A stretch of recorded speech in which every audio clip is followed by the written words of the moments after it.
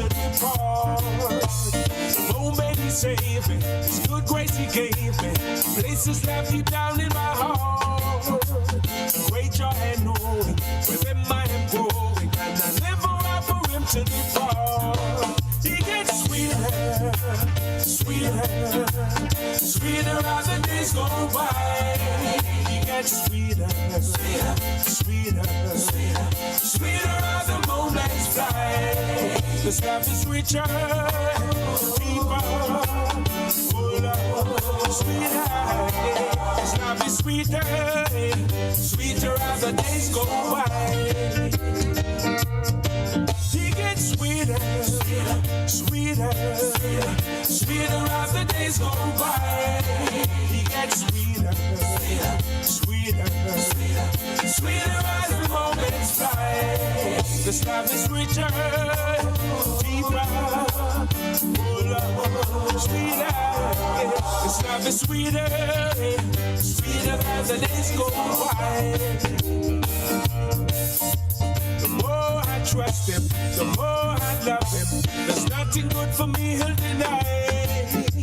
The longer I know him, the better I could show him. I couldn't stop no even if I tried. The more I trust him, the more I love him. There's nothing good for me he'll deny.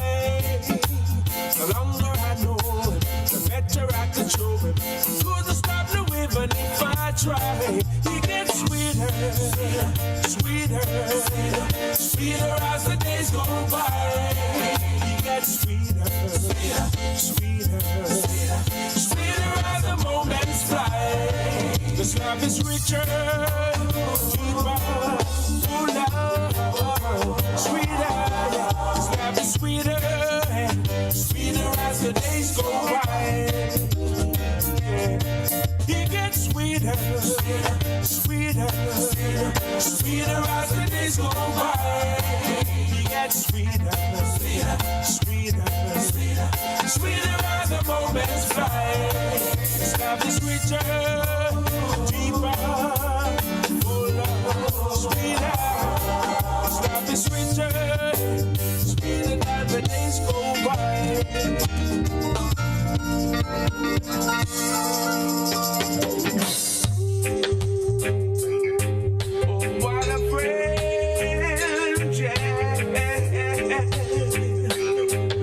Blessed Savior. Oh, what a friend we have in Jesus. All our sins and grief to bear. Oh, what a privilege to carry everything to God in prayer.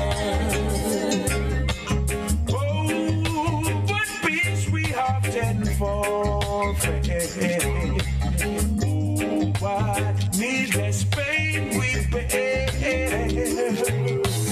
All because we do not carry everything to God in prayer. And we trials and temptation. Is there trouble everywhere? He's always there for me.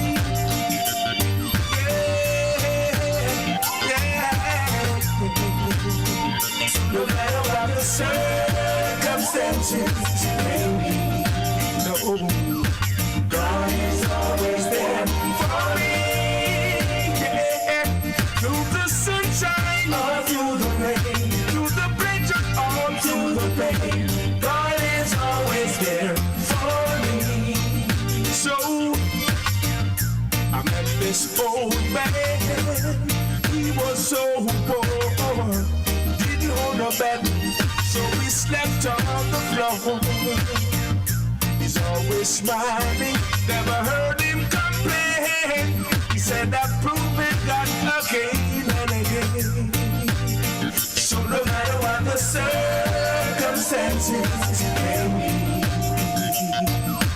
God is always there for me. Yeah. Through the sunshine or through the rain, through the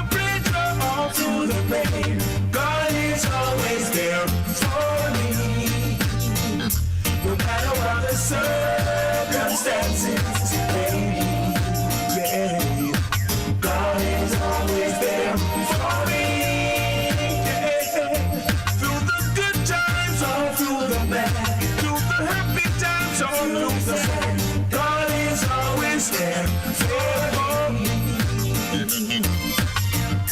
The landlord wears the rent, school fees due, partner drop bombs, and the youth them need you. Raise your hands with me. What I'm gonna do? I smile and tell them that God will see me through. No matter what the circumstances may be, yeah, God is always there for me. Yeah. Through the sunshine or through the rain, through the pleasure or through the pain, God is always there for me. So no matter what the circumstances may be, God is always there for me. Yeah. Through the good times or through the bad, through the happy times or through the sad, God is always there for me. I met this old man, he was so poor. He didn't own a bed, so he slept on the floor. He's always smiling, I never heard him complain. He said I've proven that again and again. So no matter what the circumstances may be, God is always there for me. Yeah. Through the sunshine or through the rain, through the pleasure or through the pain, God is always there for me. No matter what the circumstances may be, no, God is always there for me. Yeah. Through the good times or through the bad, through the happy times or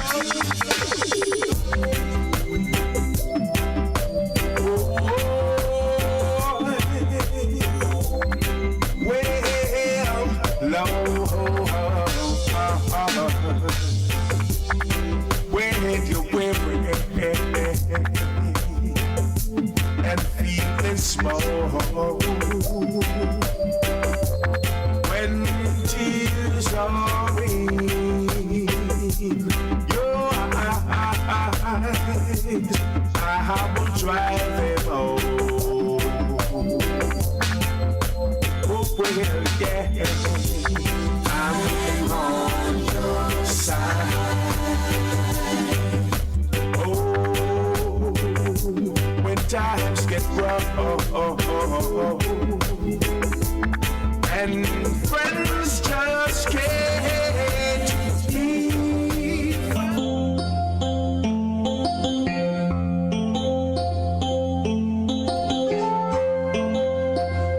Okay, welcome all my listeners and viewers. Yes, welcome to Rebel Radio Wednesday.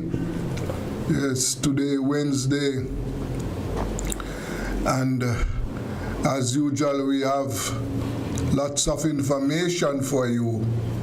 Yeah, we'll be taking on a number of issues today.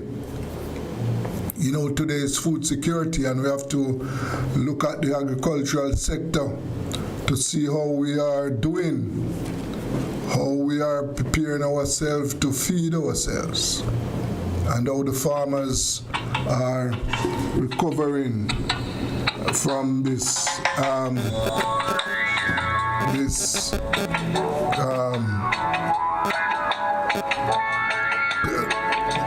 burial. Yes.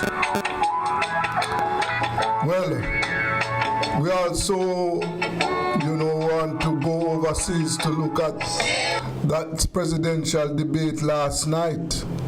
Yes, we want to see how that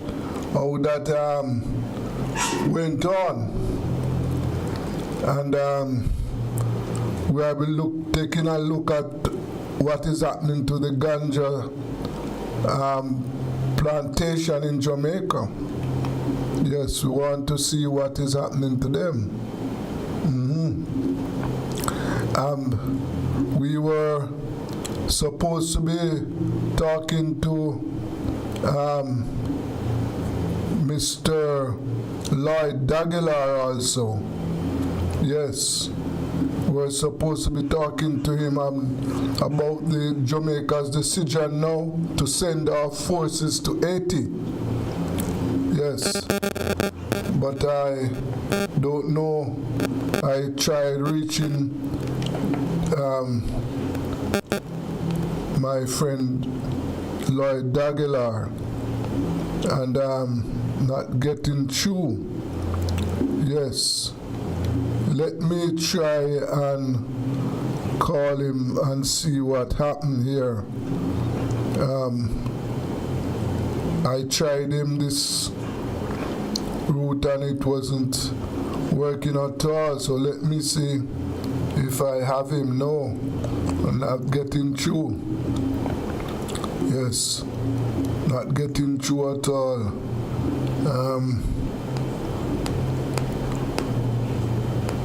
As you know, Jamaica is sending its troops to Haiti. Yes, 24. The Prime Minister announced a party of 24 that will be leaving tomorrow. And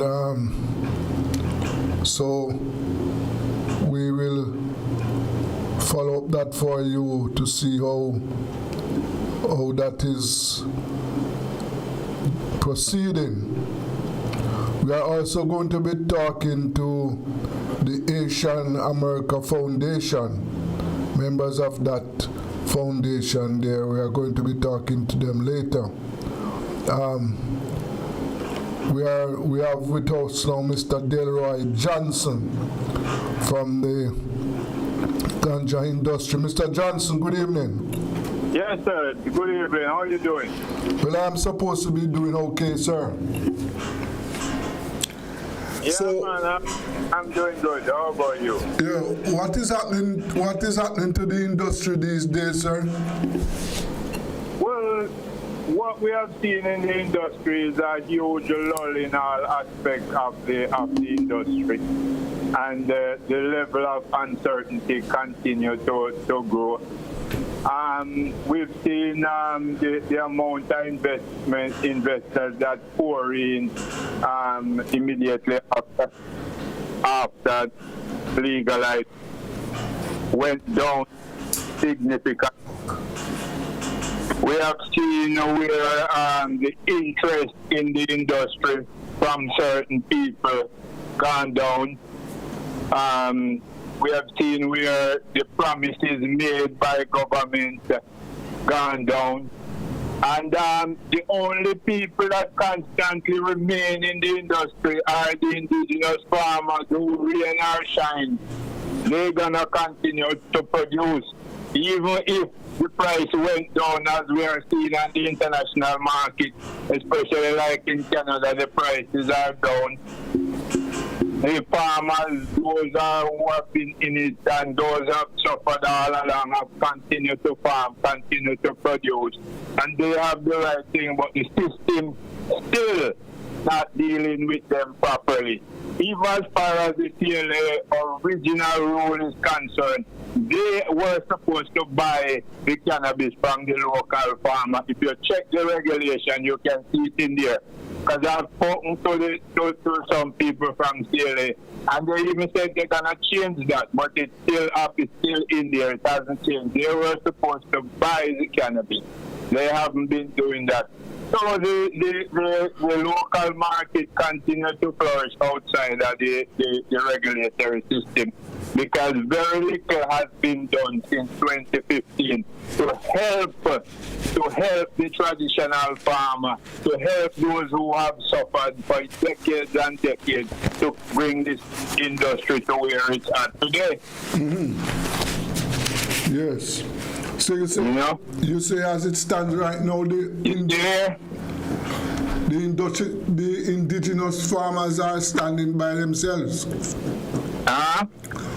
You are saying that the indigenous farmers are standing by themselves now? Yes, man. Yes, man.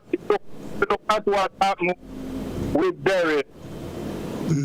Is there that it gets any farmer getting help. Cannabis industry is very, very expensive. The regular pan is very onerous, but get any help to back on their foot quickly. Remember, it's very sensitive. It's not like corn or sugar cane. Cannabis is sensitive. The only thing that's probably harder to produce is that. I don't know why you are breaking up. But the quality is. Yes, I am not your Can what let end. what did you You hearing me better? you're still breaking up, but go ahead and let me see if we can continue. It's equality. Yes. Yeah. Are you hearing me? I'm hearing you now. I'm hearing you. All right, go ahead. Continue speaking. Yeah. We have families and programs have not and the regularly over anything way since it was put into place. And the farm here and there as it was. No, I tell you what, Mr. Johnson. Yes, sir. You're not coming through clearly at all. Well, let me tell you what to do. Hang up and let me call you back. Try and call you back again. Yes, hang up, please. We're talking to ganja farmer Delroy Johnson, but our reception is very, very bad. Lloyd has been trying to reach you from 2 o'clock. Hello, Lloyd. I'm not hearing you. Hello?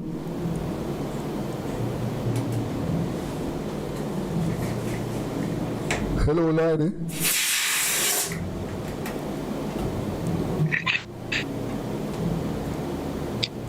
Lady?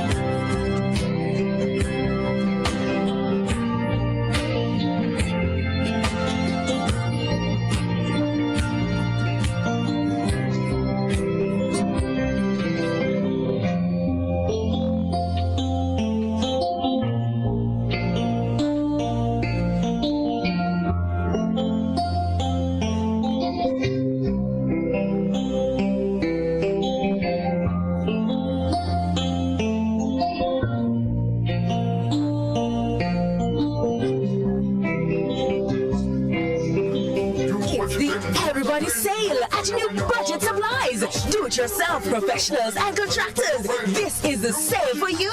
Lumber, steel, dress and form ply, water tanks, pumps, PVC pipes and fittings, toilets, bathtubs, vanities and basins, windows, paint, doors, floor and wall tiles, insects and grout. Up to 20% off selected items. 195 Hagleyburg Road. Telephone 923-4560. New budget supplies. Always the best prices.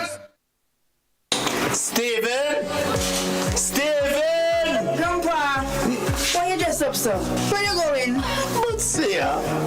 Me have business to do down by JPS and I want Steven to carry me. I want to find out how much me want to pay them. Grandpa, people don't do that again. What do you mean? Pops is modern days. JPS has efficient IVR. IVR? Customer service.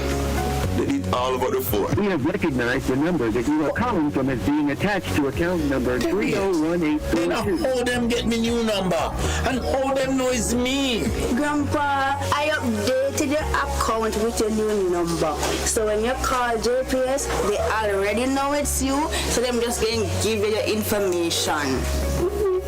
Look when them see. Grandpa, you don't have to go to JPS for everything.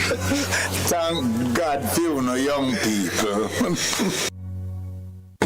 Cool Oasis service stations are the fastest, coolest service stations around. Drive through and buy your phone cards from Cool Biz. Yes, it's easy. No paper, no pin. From the fastest, coolest service stations. Quality fuels, lubricants, and refreshments at the lowest prices. The cleanest restrooms and the smoothest service to make your drive even cooler. From the fastest, coolest service stations, get cool service and cool stuff fast at Cool Oasis service stations island-wide. It's Tools Hardware and Supplies New Year New Finishes sale. Unbelievable low prices all month long. Shop for your new finishes for your bathroom, kitchen, living room, porcelain and ceramic tiles, windows, doors, paints, and more. And remember, when you think tiles, think tools. For the finest quality at the lowest prices. Shop now. So come visit us at 279 Spanish Town Road, 4 South Camp Road, 8 Red Hills Road, or online at toolsja.com. Tools! The Lion King of Everyday living, we make it worthwhile. We give people real value. Oh, what a style! From kitchen to bathroom, a whole heap of tile. Home and things for everyday living. Nice up your home, fix up every room. Shop every day, shop real value. Fixtures and faucets to catch your eye. We have the options, we have the style. Everyday living, so versatile. Real people, real value. Oh, what a style! Lowest price guarantee on everything you see. Home and things for everyday living. How would you like the protection you want when you want it? With Guardian Link, you can go from one click to totally covered with 24-hour access to a range of plans designed to cover the people you care about. From critical illness and retirement to investment opportunities. Application is easier, approval time is quicker, and you'll experience even more convenience with 24/7 online access. So get connected with Guardian Link today. Visit guardianlink.myguardiangroup.com and live secure. Live easy.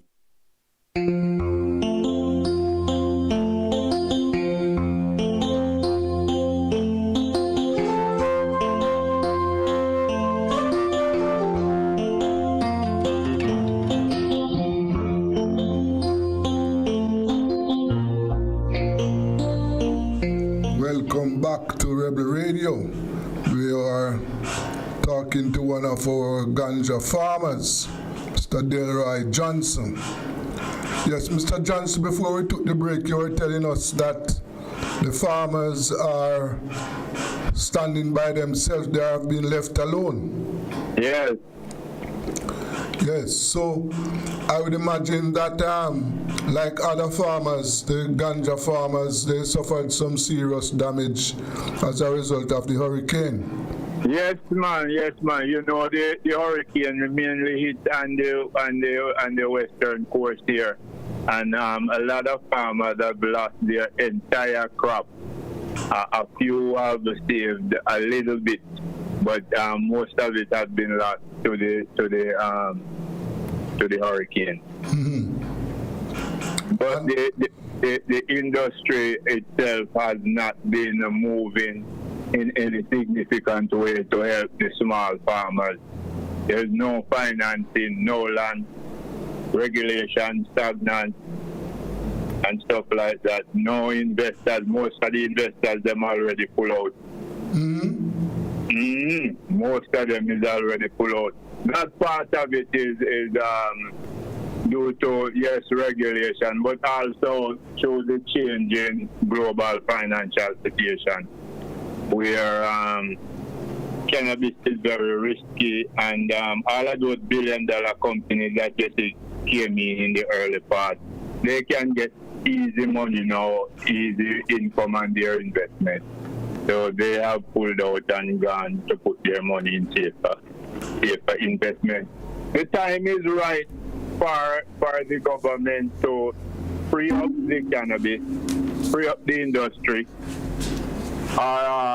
create what we are seeking here, a special area where it can be monitored, a free zone area where it can be monitored.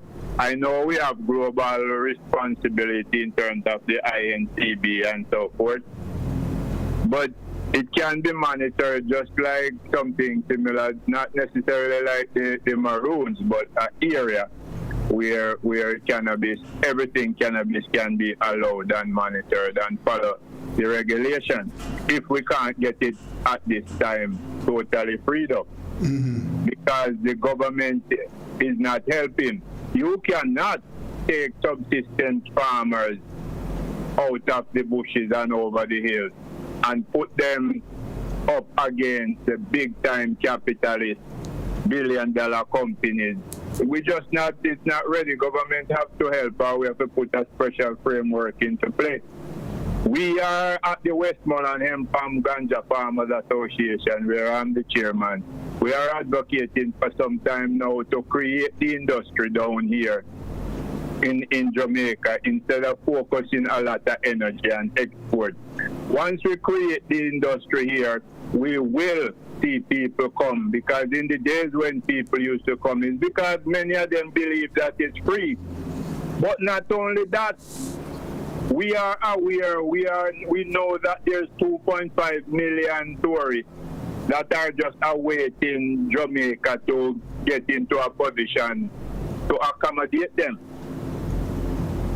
And what do you mean by accommodating them? Well, take for instance Amsterdam. Amsterdam invite them through regulation and transportation to come and enjoy cannabis in their area. Because of the regulation is not quite clear, we still there's still some doubt, and we need to also market to get those people here. We can treat them. We are already creating this kind of atmosphere here in the West, where, and in particular in the Grill, where we have cannabis-centric hotel, hospital, dispensary, and everything like that. But it needs a catalyst from the government to push it, and which we can campaign and market to the world. Oh, I see. So as we speak, the farmers in Westmoreland, how are they faring? How are they managing? Well, as I said before, and I hope you got that part, the farmers will always be farming, They're not like the foreign investors who, when the risk gets too high, they walk away.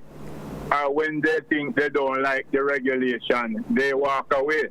The farmers will always be farming, but they are suffering. They are trying to pick up the pieces now and to try and catch some crop for the Christmas holiday period coming up. But it's a tough uphill for many of them. Some of them haven't even gone back to start that process yet because of the level of damage that has been done. They are in need of support right now. Wow. And When was the last meeting with the regulators? Well, I can't even tell you when was the last meeting of the regulators, to be frank. But I see in the paper where they're having all kind of personality issue up there, and hence that would affect their whole operation. But I don't know when was their last meeting and where they are in terms of support for the industry. But I can guarantee you that once there's a clear regulation and people can produce their products and deliver their services, there's not even a need for them, because finance will roll in and expertise will roll in, and you'll see this industry start to blossom. But what has happened, many people have started out and run into regulatory difficulties and then just quit, because the difficulties in meeting all of the regulatory responsibilities and to maintain the quality, because the cannabis is a kind of very time-sensitive situation as far as the product is concerned. If you miss the reaping season, you might lose your crop and stuff like that. The potency might reduce and so forth. If the authority take 3 weeks to come and look at what you produce, then that might hurt your quality and so forth. Not to mention they even take longer than that in some instances. Mm-hmm. Yes. But you said the farmers are still on the ground. Still on the ground. Yes. Still on the ground. Yes, but then they need some help. They need some help to kickstart, to get up and running real fast, so that they can catch a crop for the coming holiday period, December, January tourism season. You know. Yes. And as I said, if we can get the right regulatory framework, I know the capital will flow in and we can create the industry here. We would have more hospitals, more dispensary, and people from all over the world will flow into Negril to be medicated, to be treated with cannabis. If what is happening, say, in Canada, they are seeing where they are developing all kind of products and services in that area, and their regulators seems to be constantly tweaking the regulation to facilitate the usage and the people and the people as against what is happening with us. There's a problem in terms of the export, because prices, say, in Canada are way down.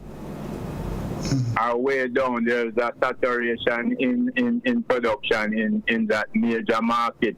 California seems to be having some issue too with the overproduction, and therefore prices are down.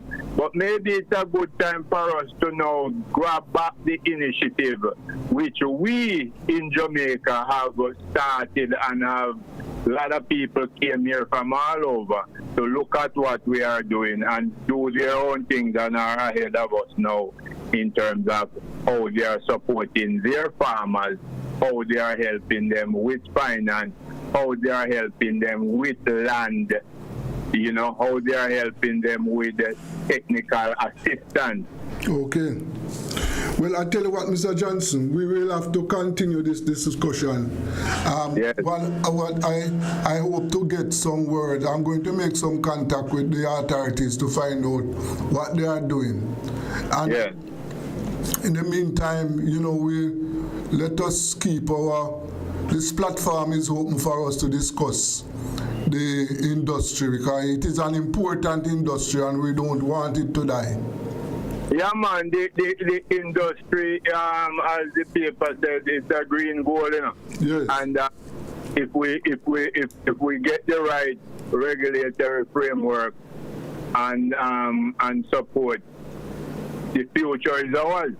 Of course. Because it will be there for us remember going forward, we are going to be seeing more and more invention like what Jamaica started from way in the 70s.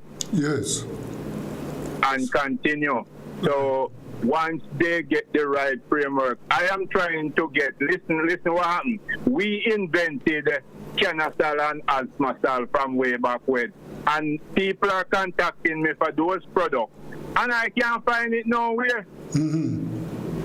Okay. You have any idea where I could find something like that? People in the international market want it. I will make some checks and keep in contact with you. All right. Okay, thank you very much for your time. Yeah, man. Okay, thank you too. Yes, that is Mr. Delroy Johnson from the Ganja Farmers Association. We're talking about the plight faced by the ganja farmers. But it is really something that need some attention. Yes, some serious attention. The ganja farmers, they are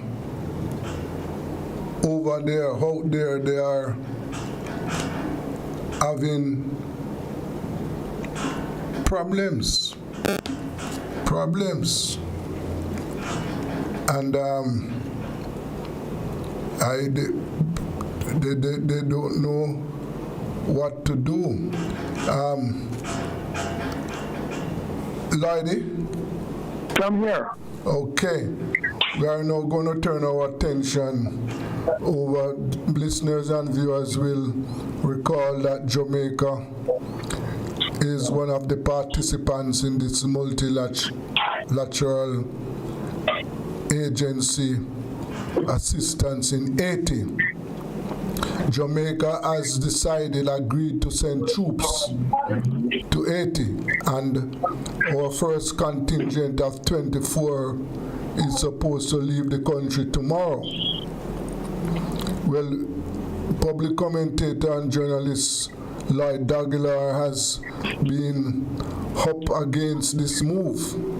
He believes that it is in breach, it is unconstitutional, and that the Jamaican forces in Haiti will not assist the Haitian people. Lady, you have seen the forces are about to leave our shores. Yes. Yes. And so the government finally has decided now to send our troops over to Haiti. Yes. Well, Prime Minister Holness announced some time ago that Jamaica will be sending 200 soldiers to Haiti to participate in what is going on there to supposedly solve the problems. And of course, Kenya said that they were going to send policemen there as well, security forces, and it was challenged in their court, and their constitutional court ruled that it was unconstitutional. The government was able to get around it by going directly to Haiti and negotiating a deal with them. And so they were able to resolve that constitutional issue. Well, I believe that we also have a constitutional issue with Jamaican soldiers being sent to Haiti. And let me just say that in 1983, I think it was, when Ronald Reagan decided to overthrow the elected government in Grenada. The Siaga government at the time participated in it, sent Jamaican soldiers to Grenada, and the United Nations General Assembly roundly condemned what had been done, and they did not support, the world did not support the overthrow of the Grenada government and Jamaica's participation in it. Well, what happened in 1983 and what is now happening in 2024 is very similar, in the sense that the Siaga government did not bring the matter to Parliament, did not have a discussion with the opposition, and just on his own decided to send soldiers to Grenada. Well, the same thing is happening in Jamaica right now. The Holness government has not brought the matter before Parliament. He just made the announcement, and Canada decided that they were going to train the soldiers, and they have apparently trained the soldiers, and now they are going to send 24, soldiers, police tomorrow to Haiti. I believe that this is an issue that needs to be discussed nationally. It needs to start in the Parliament, and as I have said before, there are some constitutional issues, such as the fact that the Jamaica Defense Force is not mentioned by the Constitution, the Jamaica Constitution, at all. So the Prime Minister is taking all this power onto his hands to make a decision without any kind of democratic feedback or anything like that. Well, let me just say a few more points where this is concerned. Haiti is a corrupt country. Haiti is a violent country. Haiti is a poor country.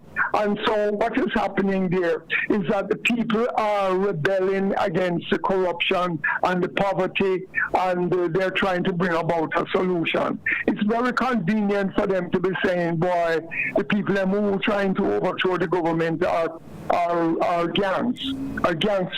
That is just a convenient way of, just condemning the situation and supporting the corrupt government in Haiti. That is what is going on. So America supports the government, Canada supports the government, France supports the government, and nobody supports the people. Well, listen, Jamaica is also a corrupt country. Every time the Don Anderson does this poll, 70% of the people say the system corrupt. And as you know, there are issues going on right now about statutory declarations and so on of politicians, including the Prime Minister and so on. So Jamaica is a corrupt country, and it seems like a corrupt Jamaica is supporting a corrupt Haiti, and the solution to that problem is to send soldiers to Haiti to support a corrupt government, just as how the Pan American, USAID and so on, a recent human rights organization, raised a question about Jamaica overusing states of emergency to solve the crime situation. Why is it that we have to solve the problem of crime, not just by declaring a state of emergency? And Mr. Holness responded, etc., etc. So basically what we have in Jamaica is that whenever there is a crime outbreak or whatever, based upon the corruption and the poverty in this country, the solution is to use the police and to use the army, declare state of emergency, and the next thing you know, there are lots of extrajudicial killings because the powers that be give a wink and a nod to the security forces to carry out extrajudicial killings. That is also a big issue in Jamaica, where international human rights organizations have condemned the country for extrajudicial killings, including the U.S. State Department. Lady, in Haiti, right as we speak, and let us, since the start of the year, thousands of Haitians have been killed. As we speak, Haitians are being killed, brutalized. Thousands have been pushed or forced to flee their homes. And what do you say? What must be done in order to bring some peace and tranquility to the lives of the Haitian people? Right. No, that's a very good point that needs to be addressed as well. Because yes, there's chaos in Haiti, and whenever there is a civil war or a revolutionary war, there is always that kind of thing going on. But what is happening is that it is convenient to lay the chaos at the feet of the people who are trying to overthrow the corrupt government. So that just like how we have police extrajudicial killings in Jamaica, if nobody, just let us finish this point, nobody is talking about who is really killing the people, who is creating the chaos in Haiti. Is it the so-called gangsters, or is it the army, the police, the Haitian army and police that are also part of the killing and the chaos that is taking place One there? of the things you must remember, that Haiti don't have a standing army. You remember that army was abolished. No, they do. They may not have a formal standing army, but they do have an army, and that is a very good point also, because if they don't have a formal standing army, then this army that they have, informal army, will not be held accountable. So therefore, they can go there and do whatever they want to do, and then now you turn around and you say it's the gangsters that is doing it. You understand? So it's very convenient. Who are the forces? Who are fighting on behalf of the Asian people? Right? Well, there are several. What is the name of that movement? Well, they don't have a name as such, but there is even one person who's identified as a leader out there. That is, I think he's a former military person, and he's connected to one of the politicians.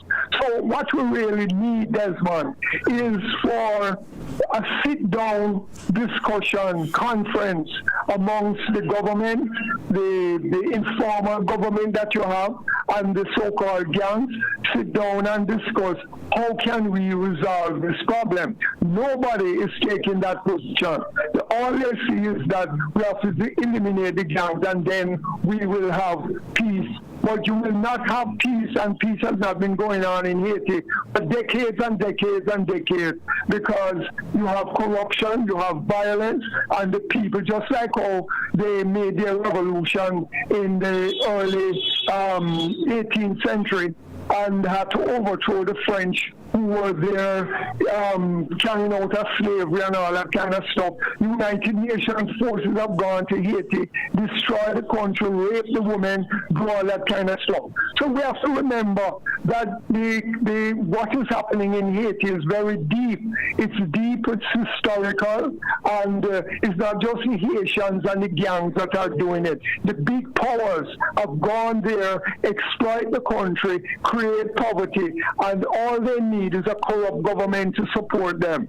And so therefore, when the previous prime minister was killed, and he was killed apparently because he was a drug dealer, he was involved with international drug dealers. I don't know the details of it, but he was involved with drug dealing. And when you're involved with drug dealing and they want to resolve a problem, we know how that goes. Them kill you and so on. So nobody is talking about the issues in a deeper way about what is going on. And the Jamaican solution is not a solution. It is a corrupt government that is involved in extrajudicial killings, that is sending a constabulary JDF force there that can do absolutely nothing other than join forces with the Kenyans and the Haitians, who are not trying to solve the problem, but who are just concerned that we're going to go there and we're going to destroy the gang.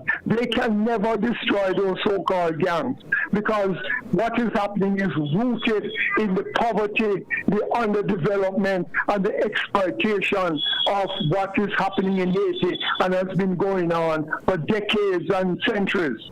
Okay, Lady. Well, let us see how it will work out, Lady, because it is as you know and listeners know, the situation in Haiti is very, very serious, and it needs some action. The people are suffering, right? And therefore something must be done to assist.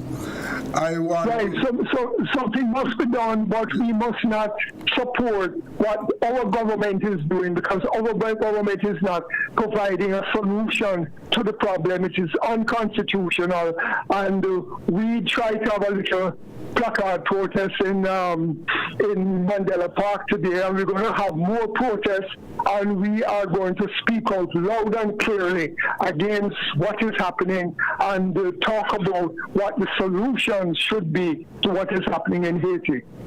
Okay, thank you very much, Lloyd. All the best. Yes, thank you for having me. Yes, that was journalist and public commentator Lloyd Daguilar, and he's in Mandela Park with a one-man protest there against the government's decision to deploy forces down in Haiti. Yes, coming up at 3 o'clock, we are going to be talking to about Haiti, right? But let us go for a break now. This is Rebel Radio.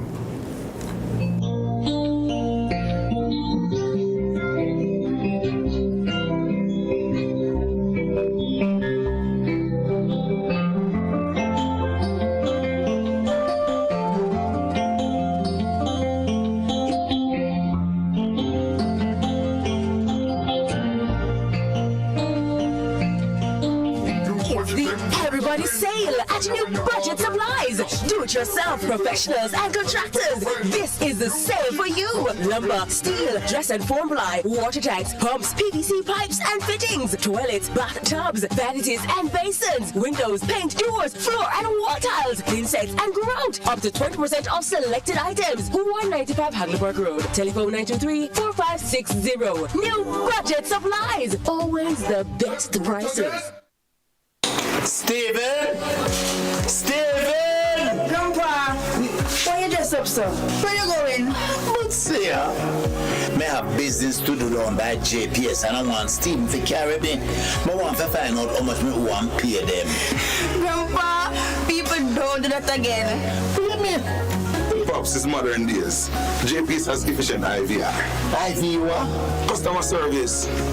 They need all over the phone. We have recognized the number that you are calling from as being attached to account number 301842. Now, how them get me new number? And how them know it's me? Grandpa, I updated your account with your new number. So when you call JPS, they already know it's you. So them just going to give you your information. Look what them see. Grandpa, you don't have to go to JPS for everything. Thank God for you, no young people.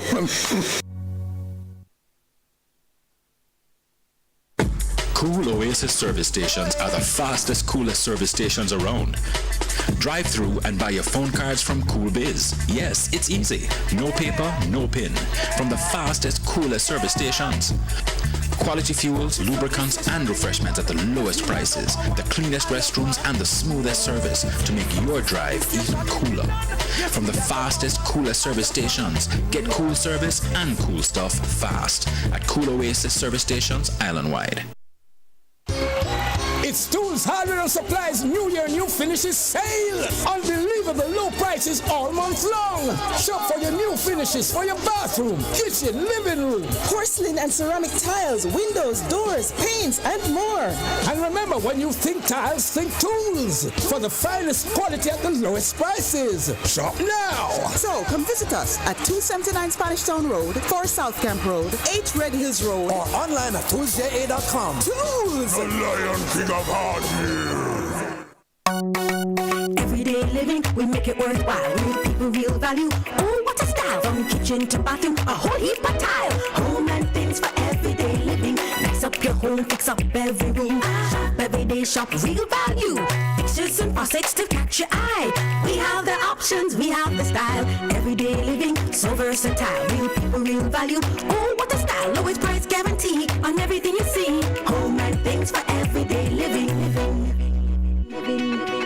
How would you like the protection you want when you want it? With Guardian Link, you can go from one click to totally covered with 24-hour access to a range of plans designed to cover the people you care about. From critical illness and retirement to investment opportunities. Application is easier. Approval time is quicker. And you'll experience even more convenience with 24/7 online access. So get connected with Guardian Link today. Visit guardianlink.myguardiangroup.com and live secure. Live easy.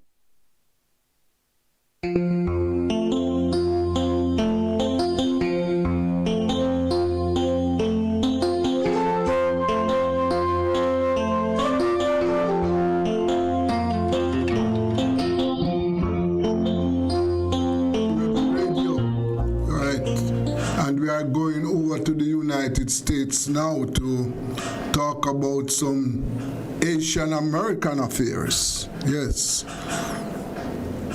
And we have with us Mr. Jocelyn McCullough, and he's a member of the Asian America Foundation for Democracy. Good afternoon, Mr. McCullough. How are you? Good afternoon, sir. Glad to be here. Yes, sir. And the first thing I saw was last night during the debate where the former president was accusing the Asians, apparently the Asians in Ohio, I think, of eating their neighbors' cats. That is correct.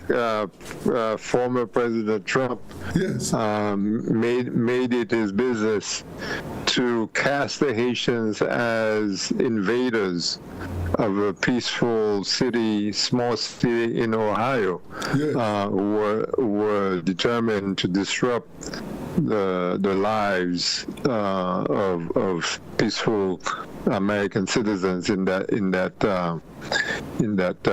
state and city. But obviously, it was just a means by which he would be spreading lies against a vulnerable population, a small population of Haitians, not more than 15,000 or 20,000 Haitians in Ohio who moved there recently because of the job opportunities, employment opportunities, and in fact, the Haitians managed to, by their very presence, by the very fact that they've been spending money in the town, been able to, in fact, contribute to the revival of a town that had been in decline. Okay, yes. So what are some of the issues facing the Asians not only in Ohio, but in Miami, in the United States? Well, I think immigration has been one key issue that has regulated the relations between the Haitian immigrant community and the federal government in the United States. For years now. And let me sort of step back and say that I have been involved with promoting refugee and immigrants' rights in the United States for more than 40 years now. Okay.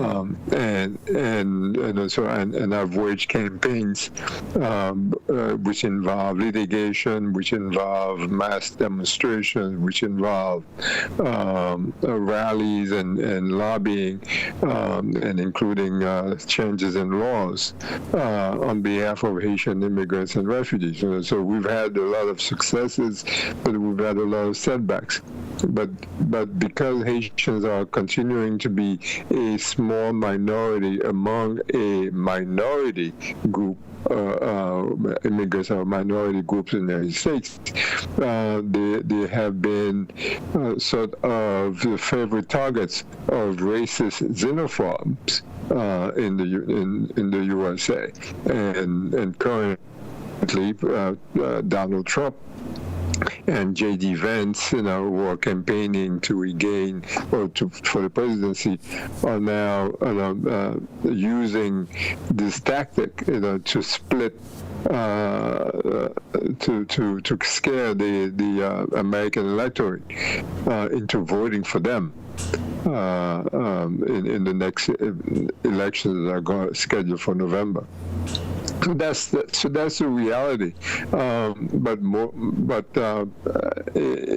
in the last 40 or 50 years, I'd just like to point out that you've had major progress from Haitians in the United States. You've got three major universities: Rice University, Xavier University, and another university which escapes me right now, which will have Haitian American presidents of major universities in the United States.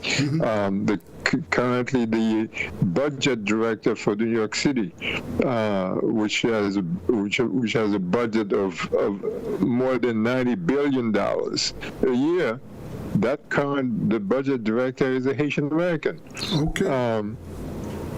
So we and you've got a lot of people from the Haitian community that have won elections in New York, in Florida, in Texas, and in Illinois, and so forth. So there's a wide breadth of expansion of the Haitian community in the United States, and certainly they have proven their mettle with respect to their contribution to the United States. Let me mention, by the way, that the Haitian American Foundation for Democracy includes one major figure who was a political director for the Obama campaign back in 2008, and became his national political advisor when during his first term. The fellow is a fellow by the name of Patrick Gaspard, and he proudly serves on the board of the Haitian American Foundation for Democracy. And so I'm very proud of being associated with the organization, and we both value the contribution that we have made to democracy in the United States, and keep on doing while basically focusing some of our energy into trying to bring Haiti to a situation where it can enjoy peace, tranquility, and the fruits of its own labor in a secure environment. Yes. Would you mind telling my listeners and viewers some more about the Haitian American Foundation for Democracy, please? Well, the Haitian American Foundation for Democracy came about 3 years ago.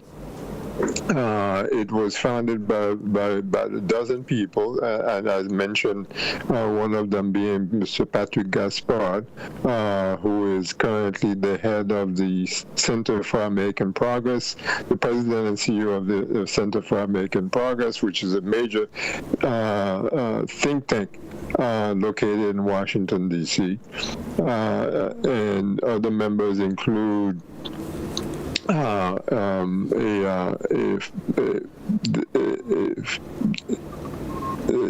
physician, renowned physician, Jean-Philippe Austin, who's also dedicated a lot of time to raising funds for Democrats in the States. He's a major Democratic fundraiser. Other people include doctors and community organizers and community people. So it's a very, very well represented of the Haitian American community in the United States. And the idea behind the foundation is that it is dedicated to promoting democracy in the United States, meaning deepening making sure that Haitians are fully participating in the democratic process in large numbers, as well as promoting democracy in Haiti. So we have, in the last year and a half in particular, we have been involved in high-level talks and discussions about Haiti and negotiations, facilitating the emergence of democratic leaders from Haiti, introducing them to the world, having been involved in the discussion on reparations and restitution to Haiti, as well as being involved involved in efforts, to sort of ensure that the latest support, the latest military support for Haiti, which comes in the form of the multinational security support mission, is done in such a way that it benefits Haitians first and foremost, and not necessarily completely under the guise of the major countries such as the United States and so forth. So that's the kind of role that we play, and part of the reason why we're talking today is because we have issued a statement denouncing the kind of anti-Haitian campaign that the Trump campaign has been fueling in the last few days. And as you can probably note, it was the key issue that Trump hung his hat on in the debate last night. Yes, and I would imagine that must be an upsetting event for the Asian community in the United States. Oh, it definitely is, because to some extent what it does is that, obviously Trump's goal and objective in this regard is to trigger hateful reactions from primarily white nationalists in the United States against immigrants, and essentially try to scare newcomers, new Americans, from taking part in the democratic process. That's his objective. And so obviously, what we need to ensure that people of good faith, people who are well-meaning in the states, and understand that this is what the stakes are, and organize themselves so that they can be in a position to respond adequately to such hateful, hate-mongering tactics. Right, and I don't understand why has he singled out Asians in Ohio? Is it that Asians are recent immigrants in Ohio? Yes, Haitians are recent immigrants in Ohio. Let me describe you the situation in Springfield, Ohio in particular. As I mentioned earlier, Springfield is a city which was in decline. Most of the industry, the traditional industries that were set up in Springfield and provided jobs had left Springfield, and essentially the town was dying until there were some companies that set up a different type of industry and were looking for employment. Yes. And the Haitians responded to the offer of employment in large numbers, and since then the town has got a new life, new lease on life, and so now the town is getting more and more known, and obviously traditional residents or old-timers residents and so forth, obviously there's a period of let's say trying to figure out exactly how you're going to deal with a newcomer population, and that newcomer population taking things at their own and setting up businesses and so forth. Obviously the panorama in the town is changing, and some people don't understand what's going on, and so a lot of it is part and parcel of a change in the situation. But what racists do in this particular situation, they build on the ignorance and the confusion in the interim period, and try to pit the old timers against the newcomers. Yes. And that's what's going on. And so at this time, about how many Asians you have in Ohio? I think that the estimates are there's about 15 to 20,000 Haitians who have come into Springfield and the areas. Haitians are not just located in Springfield. They have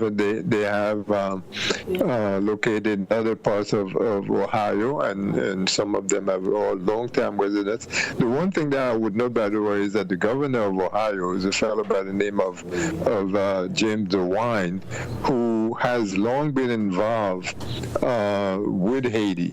Having been involved with charitable initiatives in Haiti, and in fact he speaks fluent Haitian Creole as a result of his long-standing involvement with Haiti. So he's particularly much better informed, and in fact he has tried to repudiate all the racist venomous hate that has been spilled by the Trump campaign. Yes. I know that the Haitians have a presence in Miami for a very long time. Well, Haitians have been present in Miami for a very long time. They've been present in New York City for a very long time, and you can find Haitians all over the place. You can find them in Indiana, in Illinois, in Michigan, in Massachusetts, in New York, in Connecticut, in New Jersey. Haitians are all over the place. As I mentioned earlier, there are a number of Haitian elected officials in places such as Plano, Texas, a town that I never heard of, by the way, until the Haitian was elected to office. Okay. Yes. So Haitians are very prominent in the United States, right? Absolutely. Haitians are very prominent in the United States, they are integrated, or they are involved in all major industries in the states. They are involved in the public sector as well as in the private sector. They are entrepreneurs. They are involved in the service sector. If you go to Miami, for example, the hotel industry is filled with Haitians. Mm-hmm. And the same thing happens in New York with the service sector, that's composed of the liveried cab drivers or taxi drivers and so forth. Okay. No, sir, Mr. McCullough, I would imagine that the foundation is taking an interest or is watching, observing the situation in Haiti, which as absolutely, as I mentioned, this has been one of the key issues that we've been involved with over the past year and a half or two. Mm-hmm. And so far, what is the foundation take on what is happening over there now? Well, I think thanks for asking the question, because in fact, and I was listening to the interview that you were making with the comrade from Jamaica. Yes. And I think this was unfortunately filled with confused situation. Here is the situation that has developed in Haiti for the benefit of your audience. There is no civil war in Haiti. What you have is the growth, and the very rapid growth of criminal syndicates that were at some point in time in cocoon with the government of Haiti. And they were in cocoon with government of Haiti because the government of Haiti and them was dead set on trying to destroy the democracy movement that had arisen about 3 or 4 years ago, because that democracy movement demanded accountability from the government. They demanded that the government account for at least $3 billion worth of funds that were channeled to Haiti by what they call the Petro-Carib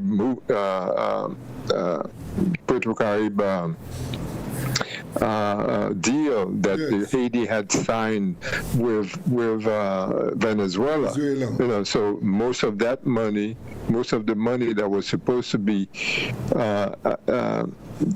dedicated to building infrastructure, to providing schooling, to providing healthcare, to providing all kinds of benefits to the people of Haiti was unfortunately siphoned off by the people who ran the government from 2010 on. So that's the situation that the Haitians had faced, and in order to put down the democratic opposition, the government at the time, up until 2021 and up until last year, basically decided to use criminal syndicates and gave them wide berth to kill, to disrupt, to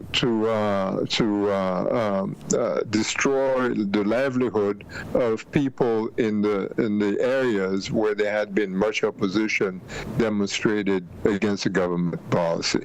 That is what has happened in Haiti. That is why we have been involved in ensuring, first of all, that you don't have undemocratic elements running the government of Haiti. Today you have a transition, which is very much imperfect. Because and the transition is very much imperfect because it is not the result of a revolution in the country. It is a result of a compromise that has been achieved and the compromise that has been arranged by different external actors, including CARICOM, and what is known as a core group of countries that have forever been mishandling Haitian politics or mishandling Haiti's future. That includes the United States, France, Canada, and others. So those are the kind of things that Haitians are dealing with. So it's not an easy situation for us to deal with. But one of the things that we have done at the foundation was to ensure that the voices of Democrats are heard loud and clear and widely, both in the United States, both in areas where these voices matter at the UN and internationally. So today, these voices cannot be suppressed. Mm-hmm. But unfortunately, the government, the people who led the government, have essentially completely destroyed the government, the infrastructure, and so Haiti is much poorer today than it has ever been, and the successive attacks from criminal syndicates, it is in a very poor situation, which is part of the reason why you have the multinational security support mission in Haiti at this stage. But this is not something that Haitians were reaching out for, no doubt about it. If they could do without external foreign interference, they would. But unfortunately, that foreign interference comes in many ways, as you know. Yes. It comes through economic sanctions, it comes through economic agreements, it comes through political agreements, and so forth. And there's something that you cannot escape. So I think that Haiti hopefully is on its way to resolve some of these issues. So we welcome the contributions of Jamaica, Kenya, etc. But we don't take them at face value. We make sure we want to make sure that they are law-abiding, that they are not going to be an additional burden on Haiti, rather than that they will in fact allow Haiti to emerge from this chaotic situation that it has been facing for years. Are you aware that some members of the council the 7-member council that was set up to put things in place. So are you aware that some members of that council are being investigated for corruption? Oh, yeah, we're very much aware of it, and unfortunately, it is. Let me get back again. I mean, back in February, March, when it was very clear that there needed to be a change in government. There was a proposal put forth on the table by a coalition of groups called the Montana Accord. And the Montana Accord had spelled out in the process by which they wanted to see Haiti merge. One of the things that they had proposed was to have a collegial presidency. In other words, instead of having just one president, that they would have a committee of people be the guiding presidential force. But what they had advised was to have a 5-member commission, the presidential commission. Unfortunately, I mean, our good friends in CARICOM, and primarily from Barbados, decided that they wanted to broaden that group to 9 people rather than 5. So they included 3 representatives. They represented 3 political parties whose representatives were known to be corrupt in the first place. Okay. So these are the very same guys whom every Haitian knew to be corrupt have proven themselves to be just as corrupt and been involved in illegal activities. Okay. Unfortunately, when they set up the presidential commission, they did not set up safeguards to ensure that those who were doing things wrong could be easily removed. Right. So that's why you still have a situation in which you have a demand from the population of Haiti that these people step aside and stand by and stand guard and step aside so that or they could be replaced by others who are not as corrupt. But then, because there are no safeguards, when they came up with this formula, you have a situation in which these people are refusing to stand down. Yes. Well, Mr. Jocelyn, I tell you what, we will have to leave it there for today. We have exhausted our time, but I want to assure you that we'll have to talk again on these issues, because these are very crucial and important issues. It will be my pleasure. Yes, that must be discussed. And I want to keep in touch with the Asian American Foundation for Democracy. I want to thank you very much for your time today.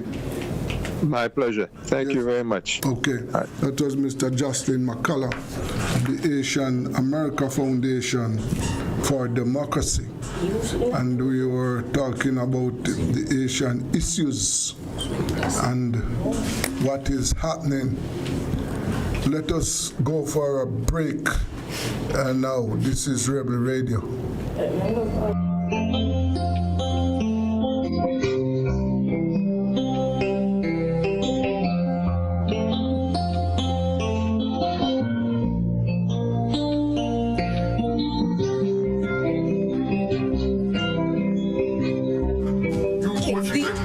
Sale at New Budget Supplies. Do-it-yourself professionals and contractors. This is the sale for you.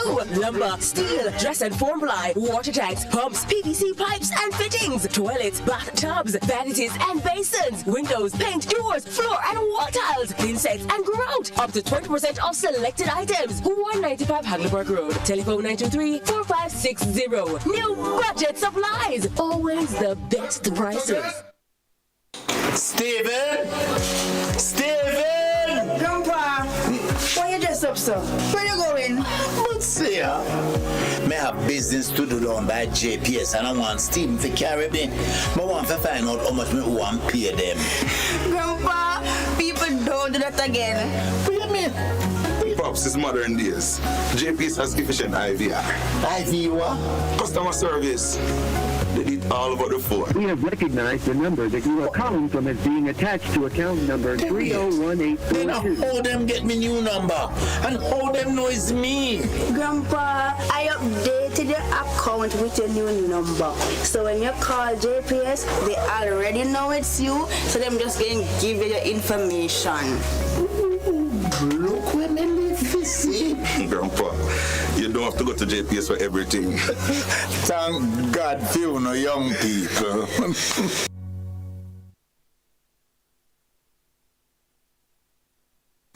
Cool Oasis service stations are the fastest, coolest service stations around. Drive through and buy your phone cards from Cool Biz. Yes, it's easy. No paper, no pin. From the fastest, coolest service stations. Quality fuels, lubricants, and refreshments at the lowest prices, the cleanest restrooms, and the smoothest service to make your drive even cooler. From the fastest, coolest service stations, get cool service and cool stuff fast at Cool Oasis service stations island-wide. It's Tools, Hardware and Supplies New Year, New Finishes sale. Unbelievable low prices all month long. Shop for your new finishes for your bathroom, kitchen, living room. Porcelain and ceramic tiles, windows, doors, paints, and more. And remember, when you think tiles, think Tools. For the finest quality at the lowest prices. Shop now. So come visit us at 279 Spanish Town Road, 4 South Camp Road, 8 Red Hills Road. Or online at toolsja.com. Tools! The Lion King of Hardware. Everyday living, we make it worthwhile. Real people, real value. Oh, what a style! From kitchen to bathroom, a whole heap of tile. Home and things for everyday living. Nice up your home, fix up every room. Shop every day, shop real value. Fixtures and faucets to catch your eye. We have the options, we have the style. Everyday living, so versatile. Real people, real value. Oh, what a style! Lowest price guarantee on everything you see. Home and things for everyday living. How would you like the protection you want when you want it? With Guardian Link, you can go from one click to totally covered with 24-hour access to a range of plans designed to cover the people you care about. From critical illness and retirement to investment opportunities. Application is easier, approval time is quicker, and you'll experience even more convenience with 24/7 online access. So get connected with Guardian Link today. Visit guardianlink.myguardiangroup.com and live secure. Live easy. Yes,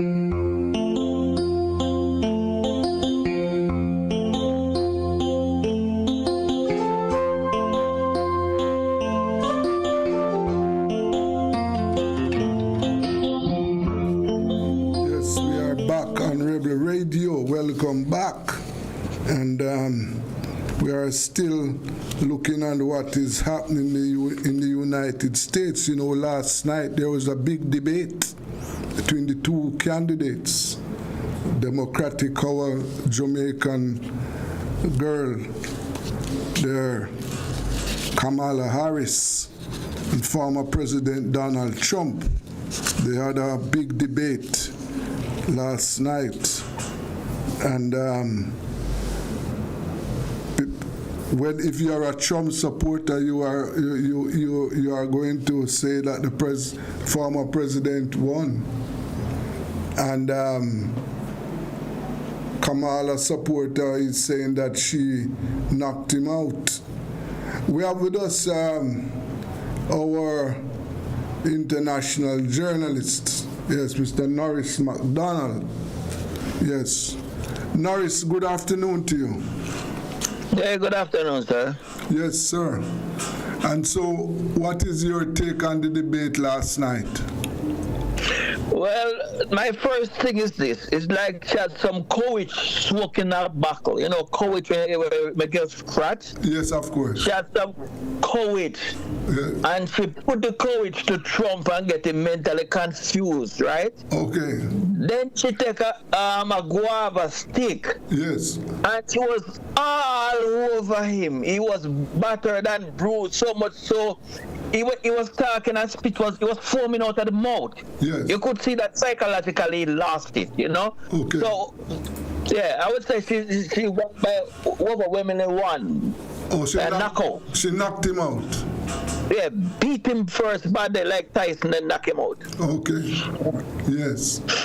And therefore, we are now waiting to see if that performance can be converted into votes. Right. But so far, this is a very key point, she's still leading in the national poll. The race tied somewhat. A few weeks ago, with the jump factor, she was coming in, she was leading by 6 points. Now it has narrowed down. Yeah, right. I'd written an article about that. She had initially been leading by 6 points. Now, with all the national polls, some of the national polls, she's now leading by 3 points. It's kind of tightened somewhat, right? Yes. So, but she's leading by 3 points, but the key factor is that she has momentum on her side. So she, the wind behind her back, she's on an upward trajectory while he's downward. Mm-hmm. So I would say that she still has the overall edge. I just said we don't factor in the debate performance. Yes. Right? Yeah, so I still see her as the winner. How is she doing in those must-win states? That is... Well, she's leading. Very good question. Yeah. So in the must-win states, she's Arizona. The senator there, Kerry Lake, may lose because of the fact that Harris has changed the trajectory there. She's leading in Nevada. Pennsylvania, she's going to take Pennsylvania. Georgia now is a tossed up. Florida is a tossed up, whereas before Florida was in the Republican camp for several presidential cycles. Yes. Now she has put Florida in play, where even the Senate race now it has tightened with the Republicans are just 3 points ahead. Okay. Rick Scott. Yeah. Right. So and then when you factor in the facts that down in Florida now you have a lot of immigrants, Jamaican and Asian, and I am predicting, I'm seeing her being able to take Florida. Okay. Well, if she took for Florida, that would be a big upset. Taking Florida is going to be a landslide for her. Yes. With the swing state so far, she can reach the 270. Mm-hmm. That is the narrow Joe Biden track, mm-hmm. right? But if she widen the gap further now and so on to the extent that she take say Florida also, that is landslide. She's into landslide territory now, which is in terms of what they call the so-called generic ballot. The generic ballot is who people favor, whether Democrat or Republican, to take the Congress. Yes. So she does have a positive impact on pushing a lot of Democrats over the line, both in terms of the House race and also for the Senate race. Right. Yes.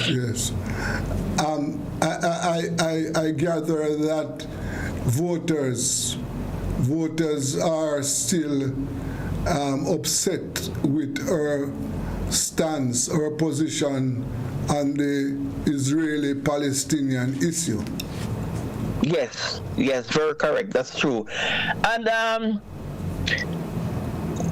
as I said, and I've written about that also, it is really a very terrible thing which has happened, as we all know, in Gaza. And, even now, even when they had over 500,000 people in Israel demonstrating demand a ceasefire, and the American president, Mr. Biden is still the president, he has not come out forcefully, not even in the context of the Israeli people saying we want it to end now, right? So the position of America is complicating, or can complicate her own ability to win. But when I factor in all the various things, I still feel that won't be enough to drag her down. Yeah. She's going to be losing some vote in Michigan and some other areas where you have strong Palestinians and so on, right? And Muslim voters. But I think the odds are in her favor still to win overall. But I have heard, I don't think, I have not heard her stance on the issue as a Democratic candidate. And, what is hers? In other words, are people has she said anything that would, yes, you know. Yes, she has. Yes. And a matter of fact, yesterday, she came out about two or three times. She has said something, and her position is kind of nuanced. You have to understand that you're a candidate, so you know she's walking between the raindrops, just trying to survive. She's not the president, and she still has to carry the line of the government, right? Of which she's a member of the government as vice president. But the position she has taken is this: of the usual, Israel have a right to defend itself. But she has also talked about the need for peace and security for both people. But she spoke about the tragedy ending, that mothers, people being moved up and down several times, the violence against mothers, and she spoke on the need for a two-state solution and so on. Mm-hmm. So she has not come out, one would say, what should not take a position where like me and you would want her to take, right? Yes. You know? But to take a position as leader or deputy leader of the American government. That's the best I think we can get out of her right now, and I'm not going to falter on that, you know, to take a pragmatic stand, you know? Okay. Right. From where you are, Norris, what are the female voters saying about Vice President Kamala? Well, the registration has shot through the roof, right? Among black female voters, it has gone up over 150%, right? So they're very excited. And among female voters, generally, it is up. And as you know, the critical issue driving that is the issue of, abortion is a big thing in America here in terms of the right of a woman to decide her body rather than a politician, you know, right? So her stand as against the Republican and Trump. Trump is even backing off of the stand which he took before. Before that, he was boasting, with stop abortion. No, there's no longer boast about that. You know, you have tragic situation where women have turned up in the, and it came up in the debate, you have women who have turned up in the emergency room, right, where they're bleeding, they're losing their child. And the doctor, because of the law, doctor afraid to perform emergency surgery and so on, Right. So, it's really extreme. So the woman now, she has gotten the strong backing now of the woman. And then the icing on the cake, Taylor Swift. Taylor Swift, as you know, is an icon, right? As Taylor Swift came out and endorsed her, and that bring at least, in terms of her support, that's immediately like a 10 million plus of her supporters there, Yes. Okay. And have you seen any movements of the black vote behind her, supporting her? Very good question. Black voters have drifted away from the Democratic Party, and a bit straight. None of our black friends don't want to hear that. But Joe Biden has sold out black people. Yes. He had the Democrats campaign, and the Democrat Party also, they campaign on the John Lewis Voting Rights Act. The Republicans in several states have changed the voting law, making it difficult for black people to vote, right? Because the civil rights, overall civil rights bill had expired. And then now you also have the issue of the George Floyd Justice in Police Reform Act to stop policemen being able to just kill a black person. Because what the law would have done is make the policeman be liable for you can sue him and him lose his house or sue him for money personally, right? Yeah. So you would think twice before you just shoot a black man. So those are issues which never came up over the last 4 years at all. Once Joe Biden got elected with a strong 98% of the black vote, all of a sudden black people never exist again. Mm-hmm. So when the black voters had been turned off, some were not going to vote, and some had even started to swing towards the Republican side. But she has arrested, not only arrested that slide, right? So the last reading I get from the poll, at least she's now leading over 65% is in the black vote, like they're coming back home then in that sense, Yes. And she has spoken out about the police issue, which is good, She has spoken about the justice issue, which is also very good. And the key thing also in her favor, she has taken, I don't want to use this term, but she has taken a left position in terms of the economic issues, right? they are populists then. Let me say populists. Normally, what has happened over the past several years is that they give tax cut to the rich, to billionaires, and so on. But for poor people and the middle class, there was nothing in the budget or in terms of government policy to uplift the poor people and the middle class. Yes. So the policy which he is putting forward now are populist policies which are very good. These are winning policies. She's talking about the $25,000 to first-time home buyers, and not just, and she's going to expand the pool to make sure there's more money there so it'll just run out, right? Yes. She's also talking about the $6,000 which to give to families for child care, which which go a long way to helping families. And she has talked about other police measures in terms of, say, like including supported for the national minimum wage. Because the national minimum wage has started to move forward for 20 years. Wow. You know, I mean, it's like $8 an hour in some states. It's really very, very sad. Mm-hmm. And some companies, Walmart and companies like those, are paying maybe $10. But now you have a movement. You know, in America, the union movement is literally was suppressed. Right, but now you have in some companies now, like if Amazon, you have the postal, UPS, you have workers now being more assertive and they're struggling for $15 per hour and more. They're getting more in terms of even in the auto car industry. The unions have been striking and advocating for more wages, and they have been getting that. You know, so. Okay. They are taking a stand and the increase of benefit for workers. And the final key thing I should add also is the question of health care. Now, over the years, the issue was that you should have universal health care. Right? Obamacare came, created some positive effect. But you can still go to the hospital. And if you have a very tragic illness, you can end up losing the house just to pay for it. Is that tragedy living or dying or losing the house? So there's a need in really for the government to address the issue of having universal health care, which she says she's going to really work on, and we hope she do, Right. Okay. Well, from where you sit, you would say things are looking up for Kamala. I'm very optimistic. I'm still very optimistic. Mark you, the election is down to getting the vote in the box. Yes.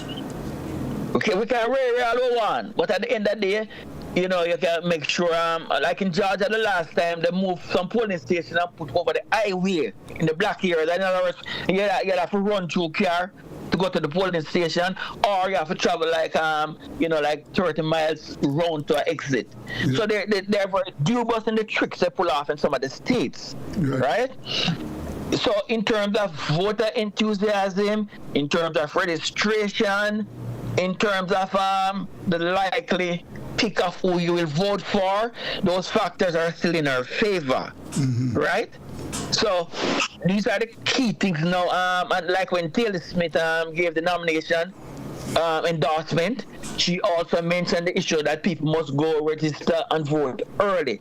Because the key thing is vote in the box. What in the box counts. It's not, what you plan to do. Perfect with that. I know that Norris. I know that you are also keeping your eyes on what is happening at home, because as you're aware, and listeners and viewers are, that next year's election here in Jamaica, and both parties right now are an election hosting. As a matter of fact, today is nomination day in Northeast St. Anne for a by-election, which is on the 30th of this month. The PNP is not contesting.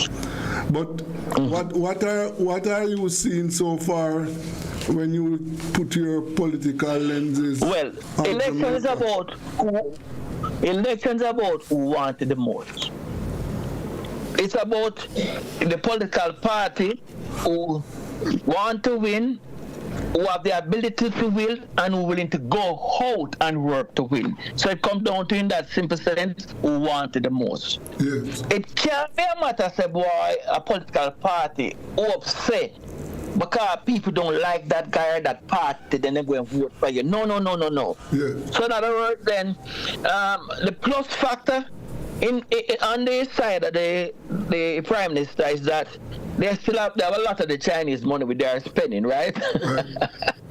Yeah, you know, although a lot of those programs came from the PNP, the fact is he's in charge now, his government, and he's doing a lot of things out there. Yes. Now, we know that there are pressures on the people in terms of the negative effects of the IMF policies. The dollar, for example, have been quietly devalued, and a lot of people not paying attention to that. But 5 years ago, whereas it cost, say, 130 Jamaican dollars to buy a US dollar. No, it is no 160 now.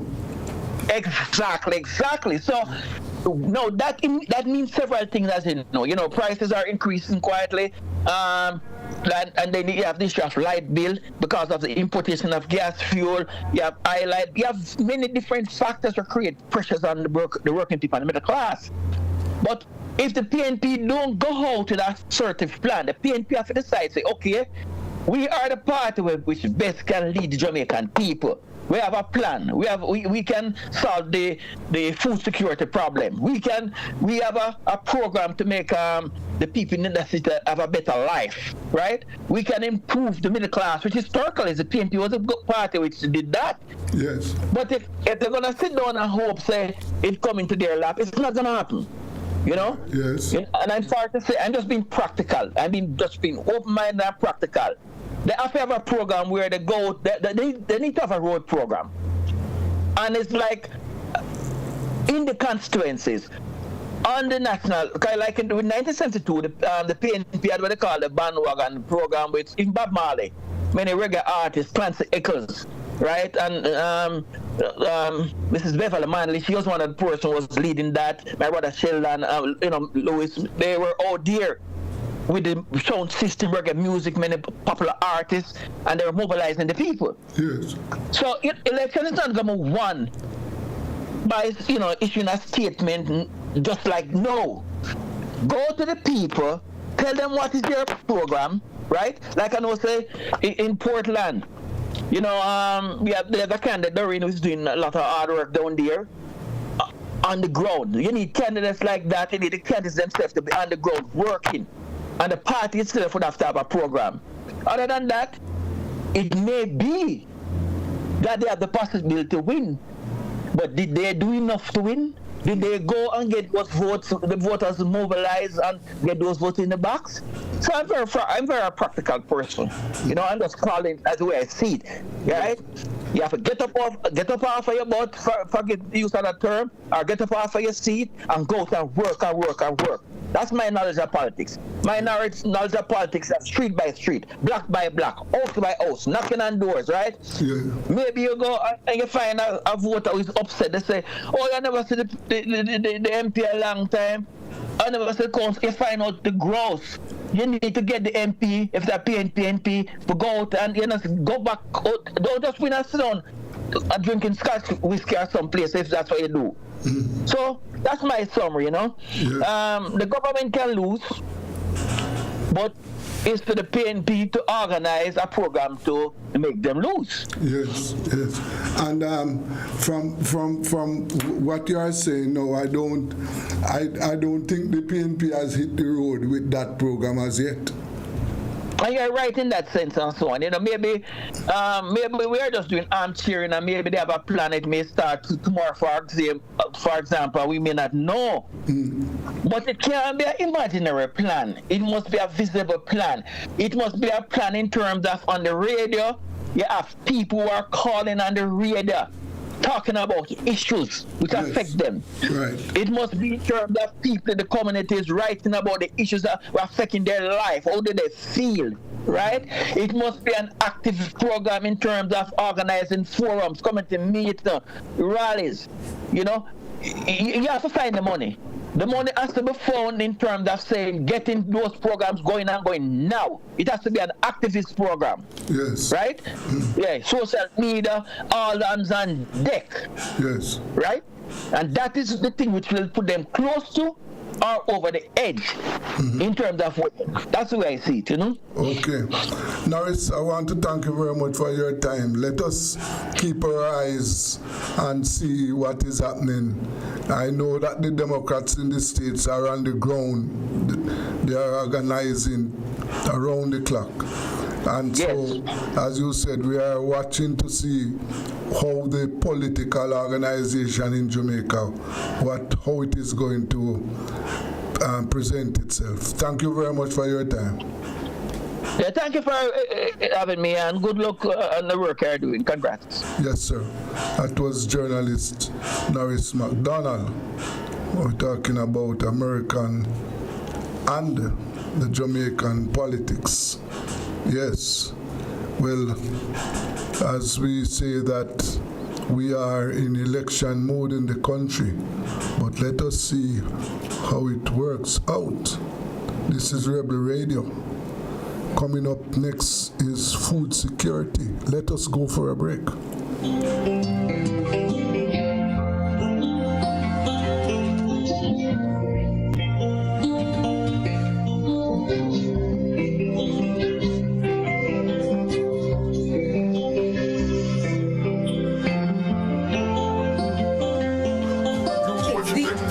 Sale at New Budget Supplies.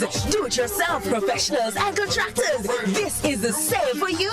Lumber, steel, dress and form ply, water tanks, pumps, PVC pipes and fittings, toilets, bathtubs, vanities and basins, windows, paint, doors, floor and wall tiles, insects and grout. Up to 20% off selected items. 195 Hagleyburg Road. Telephone 923-4560. New Budget Supplies. Always the best prices. Steven! Steven! Grandpa, why you dressed up, sir? Where you going? But see ya. Me have business to do down by JPS and I want Steven to carry me. I want to find out how much me want to pay them. Grandpa, people don't do that again. What do you mean? Pops, is modern days. JPS has efficient IVR. IVR? Customer service. They did all over the phone. We have recognized the number that you are calling from as being attached to account number 301842. Then how them get me new number? And how them know it's me? Grandpa, I updated your account with your new number. So when you call JPS, they already know it's you. So them just going to give you your information. Look when them see. Grandpa, you don't have to go to JPS for everything. Thank God for you no young people. Cool Oasis service stations are the fastest, coolest service stations around. Drive through and buy your phone cards from Cool Biz. Yes, it's easy. No paper, no pin. From the fastest, coolest service stations. Quality fuels, lubricants, and refreshments at the lowest prices, the cleanest restrooms, and the smoothest service to make your drive even cooler. From the fastest, coolest service stations, get cool service and cool stuff fast at Cool Oasis service stations island-wide. It's Tools, Hardware and Supplies New Year, New Finishes sale. Unbelievable low prices all month long. Shop for your new finishes for your bathroom, kitchen, living room. Porcelain and ceramic tiles, windows, doors, paints, and more. And remember, when you think tiles, think Tools. For the finest quality at the lowest prices. Shop now. So come visit us at 279 Spanish Town Road, 4 South Camp Road, 8 Red Hills Road. Or online at toolsja.com. Tools! The Lion King of Hardware. Everyday living, we make it worthwhile. Real people, real value. Oh, what a style! From kitchen to bathroom, a whole heap of tile. Home and things for everyday living. Nice up your home, fix up every room. Shop every day, shop real value. Fixtures and faucets to catch your eye. We have the options, we have the style. Everyday living, so versatile. Real people, real value. Oh, what a style! Lowest price guarantee on everything you see. Home and things for everyday living. How would you like the protection you want when you want it? With Guardian Link, you can go from one click to totally covered with 24-hour access to a range of plans designed to cover the people you care about. From critical illness and retirement to investment opportunities. Application is easier, approval time is quicker, and you'll experience even more convenience with 24/7 online access. So get connected with Guardian Link today. Visit guardianlink.myguardiangroup.com and live secure, live easy.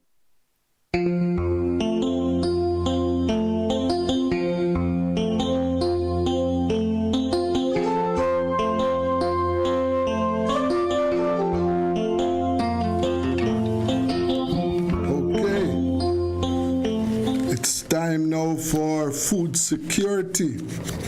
Yes, and we want to look at our agricultural sector to see how our farmers, how are they surviving, how are they progressing.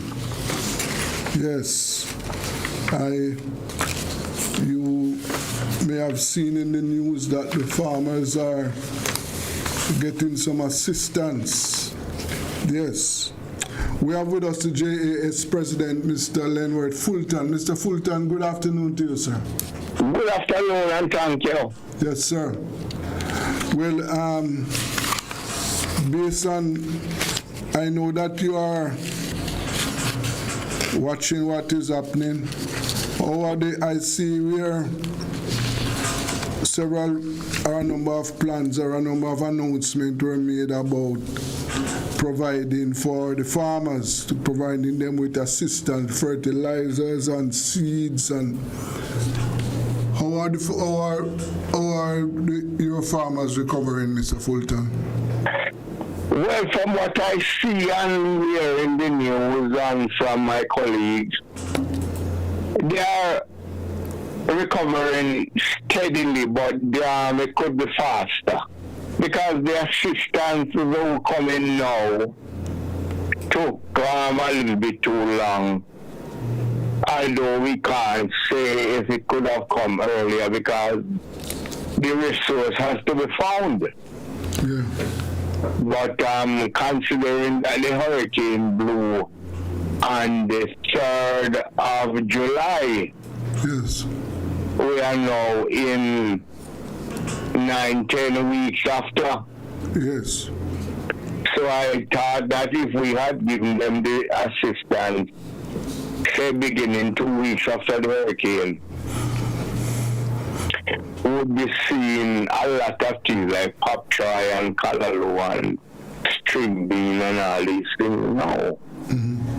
But it was not to be that early. But one has to consider also that apart from the agricultural damage, they have lost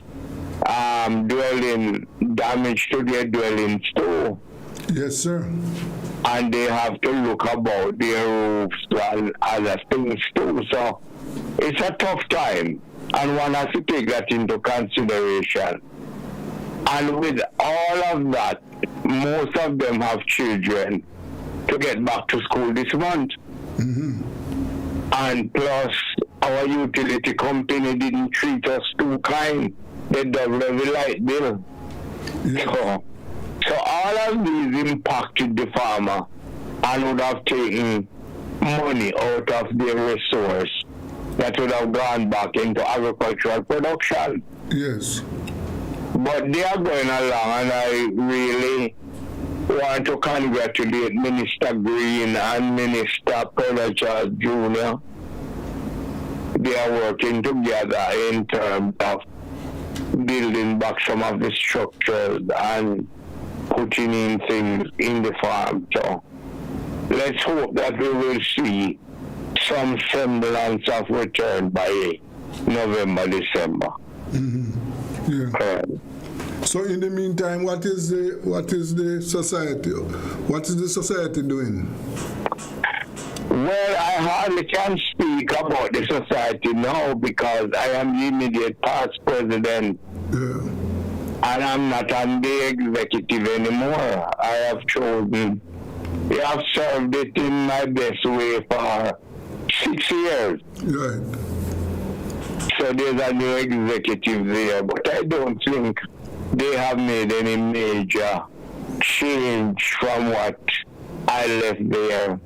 What is their problem with the society is that we are not being, the benefits are not being challenged through us in as much as they put it through the government institution, the RADA and the JACRA and so on. Right. So the resources for farmers are really limited. Right. And the old cry continue. There's no loan, there's no loan there to get back. Farmers have difficulty in finding money to borrow. I don't think farmers going around begging handout and a little pack of seed there and a little pack. They need to walk with pride into wherever and buy their stuff. Right. And they would like to get bridge financing like everybody else. Yeah. So and what is your message right now as the immediate past present? What do you have to tell Mr. Dobson? Well, I got to tell him that he has to keep the advocacy going. Yeah. Because this is a country where advocacy is of paramount importance. Yeah. You might not be able to give the thing physically, but you must argue on behalf of our farmers for available loans and better working condition and land reform. Yes. You know, and to rebuild the ruminant, the livestock sector with ruminants that cattle, goats and sheep. Yeah. And let them eat grass and cut the expense on the farmer. Mm-hmm. Yes. I remember some farmers, cattle farmers, the last discussion where they were talking about the feeding for the animals. I mean, they would appear as if there is a lucrative market to grow grass for the cattle industry in Jamaica right now. Yeah, well, it's been a good market for it and to make silage on here. Yeah. But somehow we fix in our head that those are temperate country practices. Mm-hmm. And if you make here, sometimes it's better once you have water. Because the animal get more dry matter and more nutritious. Yes. So, you know, there's a lot of work to be done. But I don't know if with our laxity in importation, if it will give the farmers confidence to go and plow up 200-300 acres of land and plant grass and raise cattle. Because the margin is not that great, but if you don't import all these cheap meat from all over the place, then it could make a business. Mm-hmm. You know? Yes. So, from where you sit, you have spent so many years in agriculture and manage both at the managerial level, the implementation level. What are some of the steps, immediate things that you think must be done in order to move this sector forward, Mr.? We need to get little land, government idle lands in the hands of serious farmers. Yeah. We need to find a way to get money, loan at a reasonable interest rate. It doesn't make sense. You say you have agricultural loan and it's coming to you at 15 and 12%. Mm-hmm. And then when you look on people in tourism and manufacturing, they might be getting loan in single digit. It does not make any sense. Yes. So the farmer, why would the farmer face that risk in such a critical sector? So we need to look carefully at storage facilities. And I don't expect government to build storage and give it away free. Because you'd have to build it and use solar energy as much as possible. unleash space in there to farmers so that they can go out and produce. Say if you produce cabbage, I think cabbage can be stored probably for 12 weeks. You could store and sell from your storage. And so other vegetables as well too. But when you do not have the storage, it has to spoil in the field because the market is not there to take off everything one time. Yes. So these are some of the things that we must put together. Right. So land, loans, facilities are key areas that your successor should look at. Right. Yes. Right, and things like access road. But remember that, you need farm roads and they need to be properly built that they don't wash away after every shower. Right now you have got very heavy rain falling in Central, like flood. You can bet damage will be done at the end of this rain too. Right, I didn't know that it was raining in St. Ann at all. Yes, man, in the whole area of Benson and Alderton area, there was areas. The pole, there was areas. I get heavy rain right now. Mr. Fulton, you don't say it is the JAS itself that it needs some reform. It needs a lot of reform. The JAS Act of 1941 needs to be revamped. Because although I am not a part of the St. Catherine JAS anymore by choice, as the immediate past president, I do not have a seat on the board. Yes. And these are real deficiencies, We don't, with the organization. And I don't think also that in terms of our AGM, which, as you know, this one, the last one they had, is still in the court. Yeah. So I don't really think that the AGM, those who are nominated for president, should be only those who are on the board.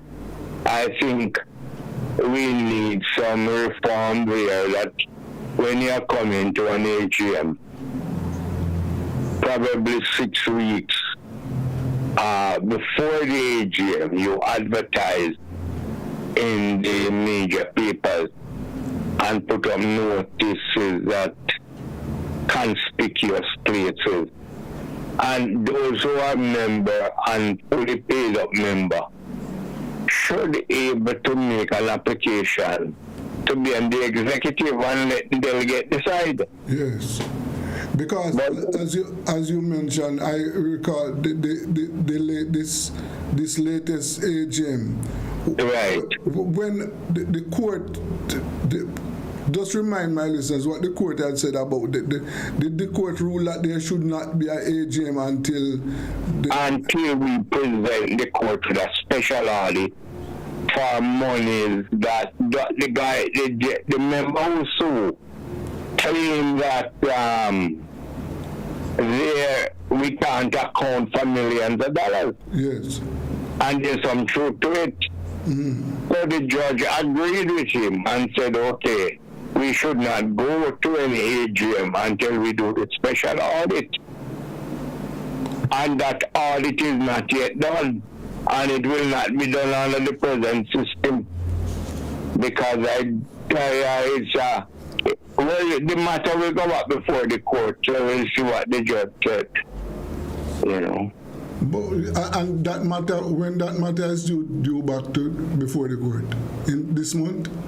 If I'm not mistaken, a hearing is scheduled for the 19th of this month. Okay. Okay, so there should be some understanding there, so that because at the moment the JS need to have its internal situation properly settled. Right? You don't what we are accustomed to, we know that there is a JAS administration, AGM. It is either returned or voted out. And are your term limit end? Yes. Like me, my term limit has come to an end. Yes. That's the name of the game. But if you notice, sure, Jamaica, you know, these membership organizations, all of them are in the court, you know. Jamaica Football Federation, Jamaica Cricket Association, Table Tennis Association, Aquatic Sports, you name them. In other words, they have been the remnant of colonialism have actually tied some people to these posts forever. But that ought not to be. Which are not to be, and people are challenging a lot of things in the courts, and it's not that we can call about, because there is advertisement and suggestion that it's better to settle in court and in dispute resolution than to deal with the thing in an illegal way. Yes. So, you know, and as a country develops, you're going to have contract disputes, and you're going to have all these things that must be settled in a court. Yes, sir. Yes. And this is how the thing is. Yeah. Mr. Fulton, I want to pull your mind on an issue that is, you know, I am just looking at. I'm talking about sugar. Yes. At the moment, we are importing sugar. Yes. Right? And the only standing operations I know is the Worthy Park factory. And the Clatro, I understand. Yes. Clarendon, Monimus has been shut down. All of them? Yeah. Bernard Lodge, all of them? Yes. Mm-hmm. And we are now importing sugar. Now, I am wondering if the sugar industry could not be resuscitated. I think it could be, because of Worthy Park is making a business out of sugarcane. It means that if we were running other factories efficiently, then maybe it could grow. And one has to look on the fact that it is just to suit probably a set of importers, because you look on the figures that Statin put out this week or last week, one of these weeks, to state that sugar grew by 22%, 22.7%. And I asked the question where, in the same report or in another report, I know that last year we imported close to $25 million worth of molasses. And this year, in the year 2023, we have imported, I think, $36 million worth of molasses. So the rum we are drinking in Jamaica is no longer Jamaican rum. As a matter of fact, you can't get rum now. So there is some serious problem. And our internal use, what you call family use of sugar and baking and all of that here, is something that needs at least 80,000 metric tons of sugar. And that excludes the granulated sugar, which I don't know how much they use, probably 15 or 20,000 tons, just guessing that. But we produced last year an amount of 35,000 metric tons of sugar. In the 1960s, we had produced 1,062,000. 1,062 1,000 metric tons of sugar, you know. Yes. And then they came with an argument in the 80s when they want to wash up the industry that we're not competitive and that Brazil and India were producing sugar at 9 US cents per pound. And at the time, we with our whole factory that all they needed to do was to retool was producing sugar at 27 US cents per pound. But that 9 US cents per pound in Brazil and India is long gone because that was predicated on slave labor where the work people don't pay them. Now all of these countries are now having unions and so on. So the price of sugar continues to rise. And there's no longer this cheap sugar on the world market. But if we continue at this stage, one of the things that must be threatened is the Jerry and Nephew white rum. That is the number one rum, you know. But we don't want it. We don't want it. You might wake up one morning and see them making the rum in France. Yes. And making the rum in Italy. Yes. Because we sell out the companies and sell the rum. The company has been sold out to the Italians. And in molasses make rum. Yes. So after them come and see how we make our rum, then don't make it anywhere else and you have to import rum now. Yes. And this is where we have gone backward. Mm-hmm. Because you lose the job, you lose everything. You know, it's a sad day. Yes, sir. But it's an industry that needs to be revisited right now. Mm-hmm. And I do think there's still a future in sugarcane and making sugar. Yes. Well, I don't know, but you know, I see it as an industry that I grew up with it. Yeah. So when you're in a position now when you are importing that product, now you have to ask yourself questions. Right. And I know that well, let us hope that some steps can be taken in the near future to, you know, put some life into the sugar industry. Let us hope, because one of the things that, you know, as we look around, and this is something that you, as an outgoing JS president, we have to pay more attention to our agriculture. Because if we continue as how we are operating now, we might face the situation where we will have to turn to imports for a lot more food. And then you'll have to face the job.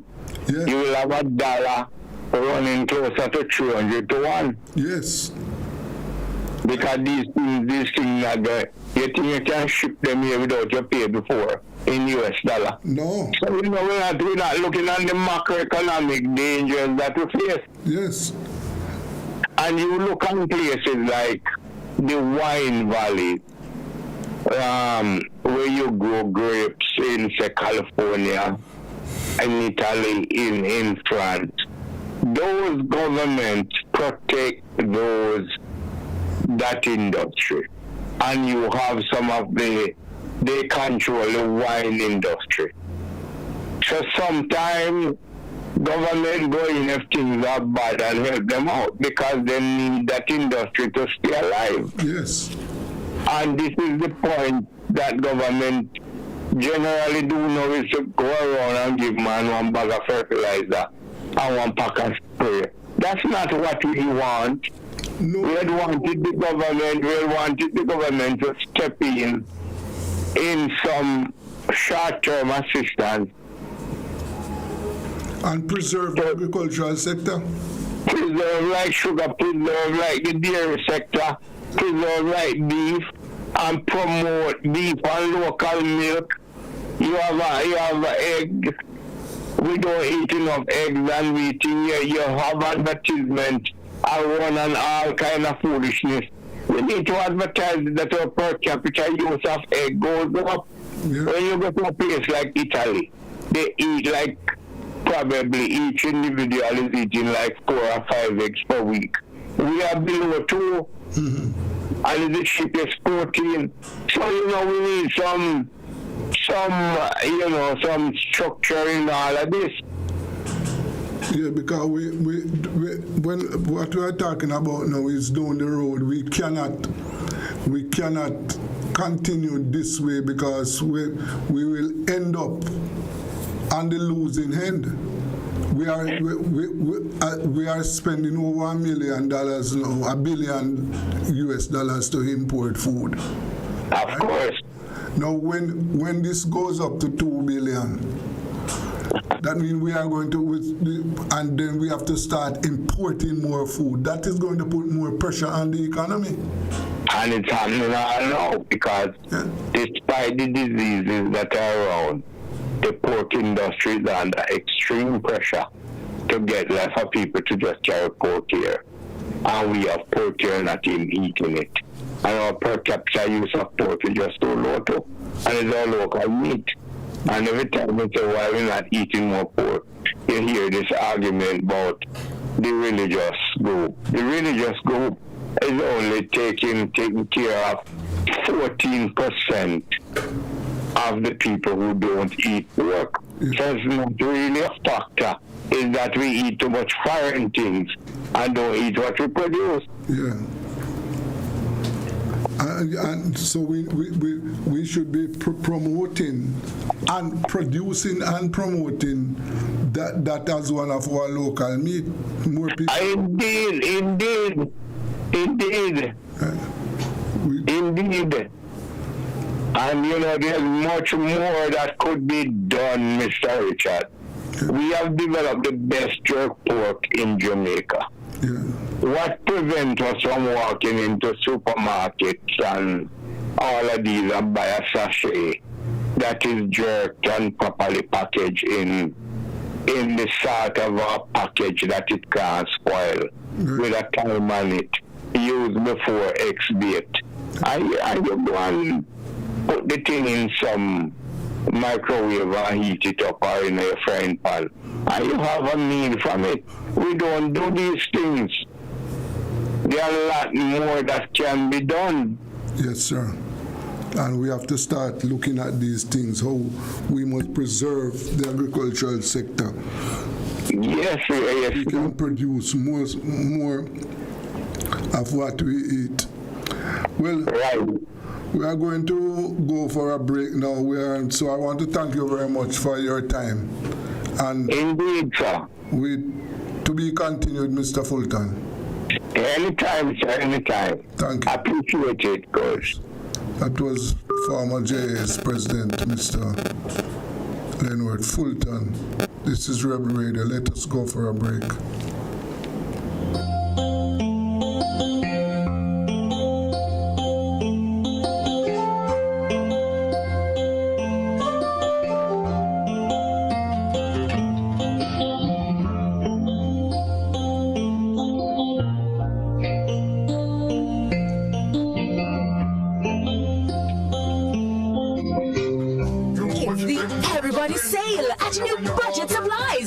Yourself, professionals and contractors. This is the sale for you. Lumber, steel, dress and form ply, water tanks, pumps, PVC pipes and fittings, toilets, bathtubs, vanities and basins, windows, paint, doors, floor and wall tiles, insects and grout. Up to 20% off selected items. 195 Hagleyburg Road. Telephone 923-4560. New budget supplies. Always the best prices. Steven! Grandpa, why you dress up, sir? Where you going? But see, me have business to do down by JPS and I want Stephen to carry me. I want to find out how much me want to pay them. Grandpa, people don't do that again. What do you mean? Pops, it's modern days. JPS has efficient IVR. IVR? Customer service. They did all over the phone. We have recognized the number that you are calling from as being attached to account number 301842. Then how them get me new number? And how them know it's me? Grandpa, I updated your account with your new number. So when you call JPS, they already know it's you. So them just going to give you your information. Look when them see. Grandpa, you don't have to go to JPS for everything. Thank God for you, no young people. Cool Oasis service stations are the fastest, coolest service stations around. Drive through and buy your phone cards from Cool Biz. Yes, it's easy. No paper, no pin. From the fastest, coolest service stations. Quality fuels, lubricants, and refreshments at the lowest prices, the cleanest restrooms, and the smoothest service to make your drive even cooler. From the fastest, coolest service stations, get cool service and cool stuff fast at Cool Oasis service stations island-wide. It's Tools Hardware and Supplies New Year New Finishes sale. Unbelievable low prices all month long. Shop for your new finishes for your bathroom, kitchen, living room, porcelain and ceramic tiles, windows, doors, paints, and more. And remember, when you think tiles, think tools for the finest quality at the lowest prices. Shop now. So come visit us at 279 Spanish Town Road, 4 South Camp Road, 8 Red Hills Road, or online at toolsja.com. Tools! The Lion King of Hardware. Everyday living, we make it worthwhile. Real people, real value. Oh, what a style! From kitchen to bathroom, a whole heap of tile. Home and things for everyday living. Nice up your home, fix up every room. Shop every day, shop real value. Fixtures and faucets to catch your eye. We have the options, we have the style. Everyday living, so versatile. Real people, real value. Oh, what a style! Lowest price guarantee on everything you see. Home and things for everyday living. How would you like the protection you want when you want it? With Guardian Link, you can go from one click to totally covered with 24-hour access to a range of plans designed to cover the people you care about. From critical illness and retirement to investment opportunities. Application is easier. Approval time is quicker. And you'll experience even more convenience with 24/7 online access. So get connected with Guardian Link today. Visit guardianlink.myguardiangroup.com and live secure. Live easy.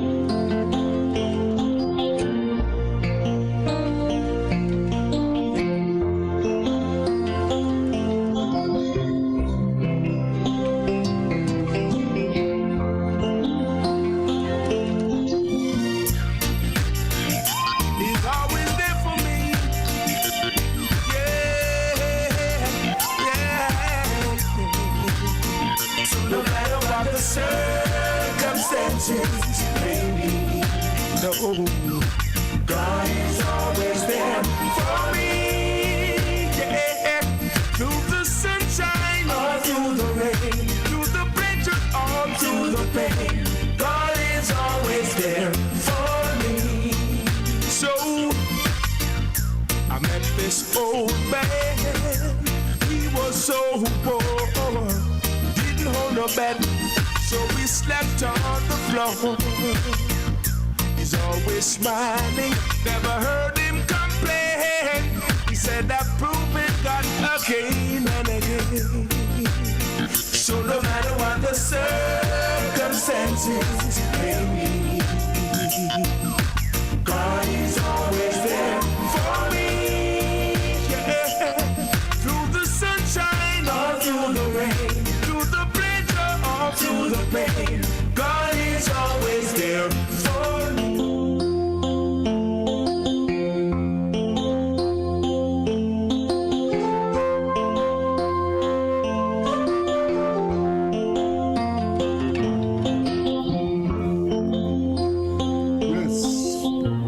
welcome back to Rebel Radio, and we are now joined by Mr. Mark Campbell, and he's president of the farmers who produce our eggs. Yes. Mr. Campbell, good afternoon. Yes, good afternoon, Mr. Richard. Yes, sir. And I take it that the egg farmers are having a lovely time.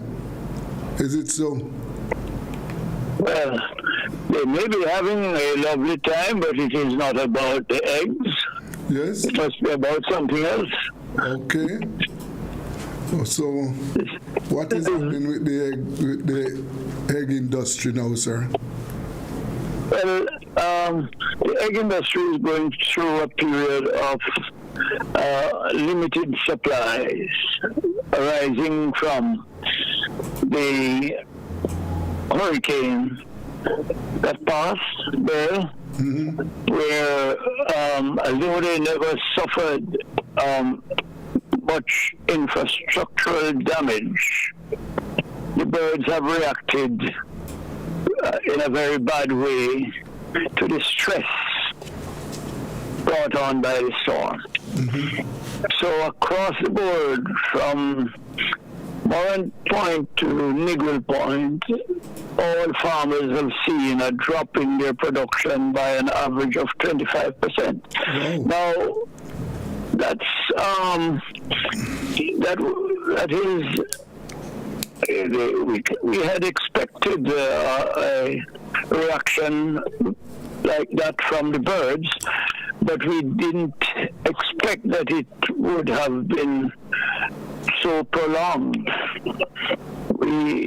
Our projection was that the fall off in production would have lasted a cycle of about 3 weeks, 21 days. But from very early July to now, the birds have not really returned to their levels, and some of them were up in age already and will not really return. Okay. So we have a tightness in supply, but it is not all doom, because two factors have combined to make the situation not as dire as it could be. One is that this is not one of the peak demand periods for eggs, September. And the other is that the pullet suppliers now, this is one of this period, this September, October, November, December, going into the last quarter of the year is one of the high placement periods for pullets. So new layers are going out in the field. One supplier will be putting out about 150,000 new layers in the field during the months of August, September, October. And birds are also going out there in November. And that's from one supplier alone. Yes. So our feeling is that going into the peak demand period, we should have enough eggs. Okay. Well, let us hope that happens. Yes. So as you said, the birds now they have slowed down, and as you said, some of them were in old age already, so they are not going to return to where they left off. That's correct. Yes. Yes. But the new birds, and if everything works out well, it takes about 6 weeks when you get a ready-to-lay bird at age 18 weeks. It takes about another 6 weeks for them to hit peak production at 90%. So when we look at it, the volume of eggs that will be produced by the new birds, in addition to those younger birds in the field that will be carried over into next year, we should be all right. That's very good news. Very good news, sir. Given that, no unforeseen thing will come up if everything remains. So there'll be no need to import eggs for the Christmas demand at all. No, we're not seeing that as something to be contemplated, no. Right. Yes.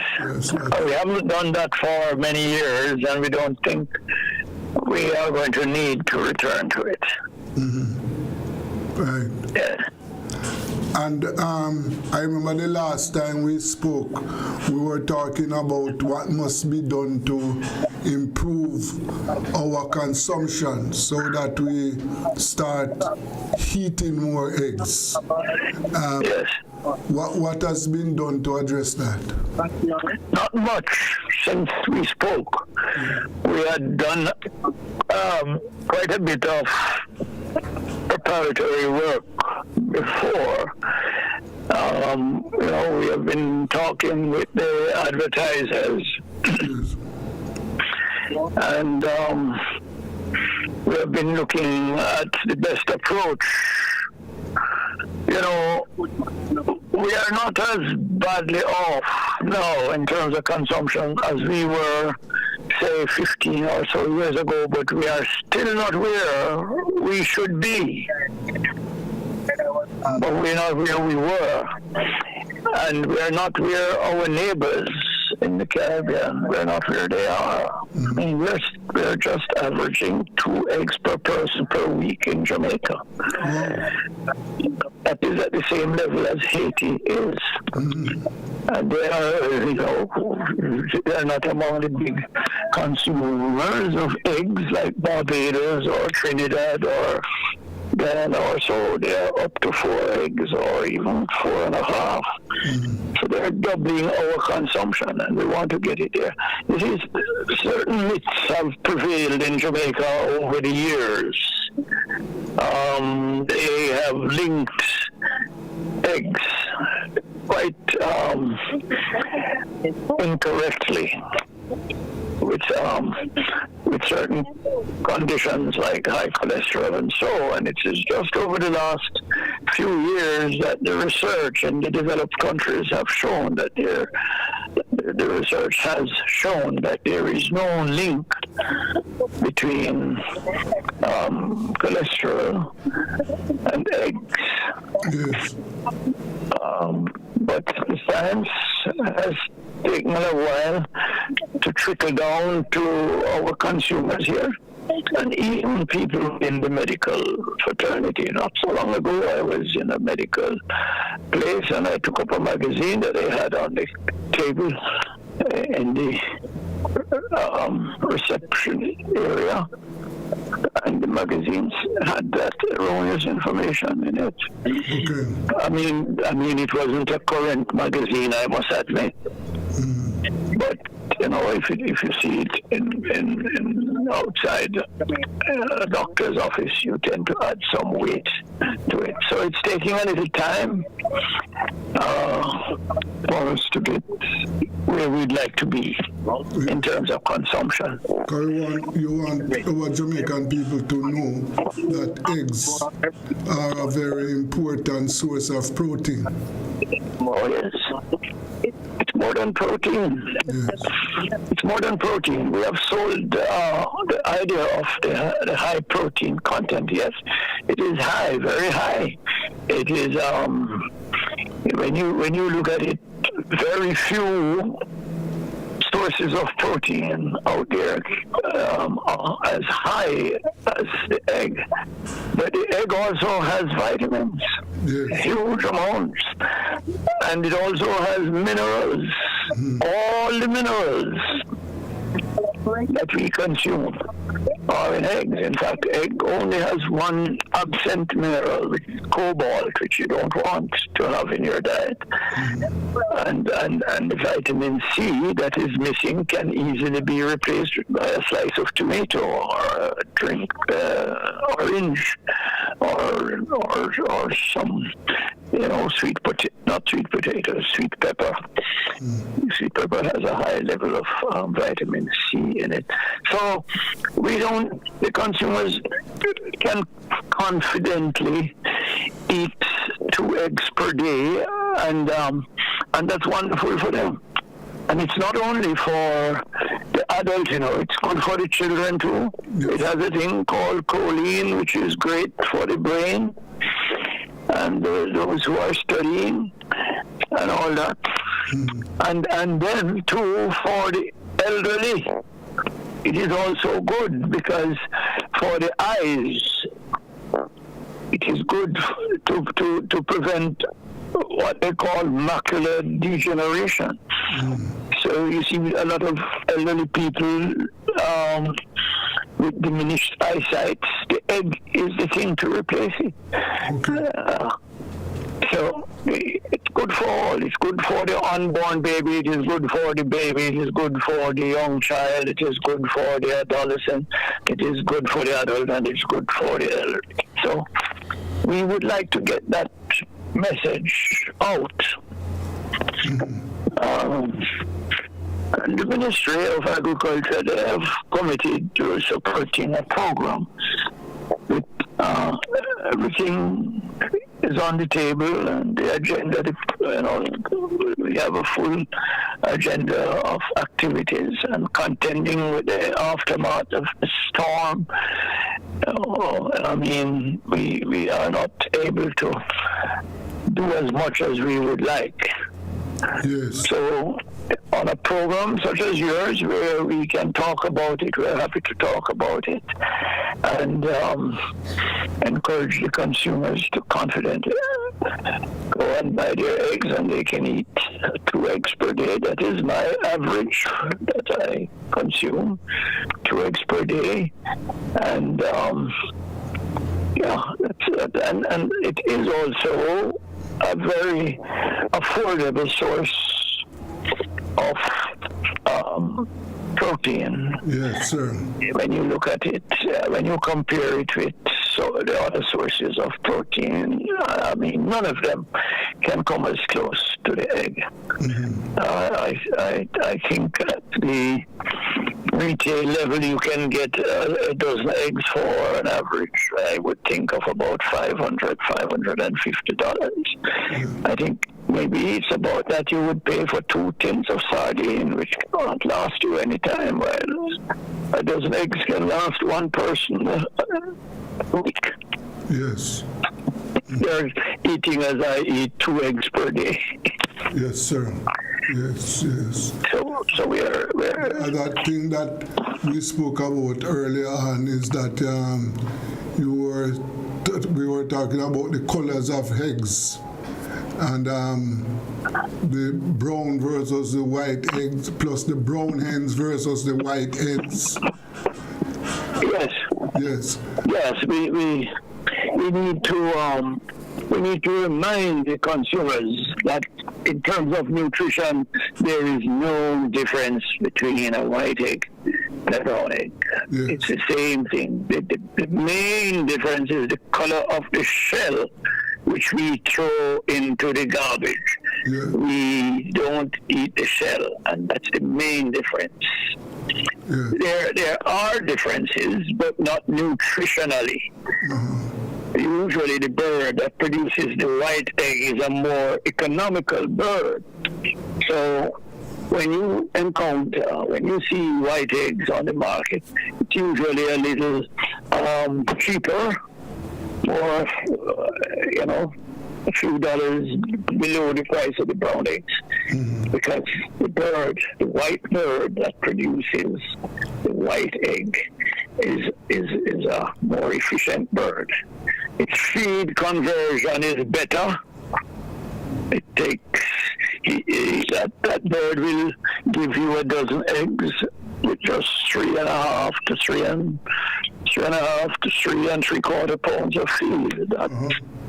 That's the white bird. The brown bird will eat you up to 5 pounds of feed to give you the dozen egg. It's a bigger bird, so that bird has to eat more to just maintain the body. Yes. So that's the problem with it. But the nutrition is the same. Okay. No difference. Yes. So Jamaicans don't have to worry about white eggs. And becomes, all right. like a boy. It's good. Right. So, as we speak, then we one of the things the farmers did not suffer a lot of infrastructural damage, but whatever damage that was suffered, those damages are being addressed. So I'm sorry, Mr. Richards, I missed the question. No, I was saying that I recall that the egg farmers did not suffer a lot of infrastructural damage by the hurricane. But as you said, what is affecting the industry now is just stress factor on the birds, and that is being addressed. Well, want to wish you all the best. Yes, Mr. Richards, thank you very much for having me. Yes, sir. And it's a pleasure. Yes. And sometimes you try to get me and don't get me, but there's a problem for you. But I'm always, I feel happy to come and talk with you, Mr. Richards. Okay, sir. Have a good afternoon. Thank you. Same to you. Yes. Bye-bye. Yes, that was Mr. Mark Campbell, right, President of the Egg Farmers Association. And you heard him giving us an update on what is happening to the egg farmers. Well, based on what Mr. Brown just told us, we are not anticipating any problems with our egg supply in December. Okay, so that is where we end our program this week, food security. Yes, and as you know, this is where we look at our agricultural sector on a weekly basis to ensure that we are in a position to feed ourselves, because that's critical. So let us ensure that we do what is necessary so that we can reduce our imports and rely on what we grow. Yes. Let us go for a break. This is Rebel Radio.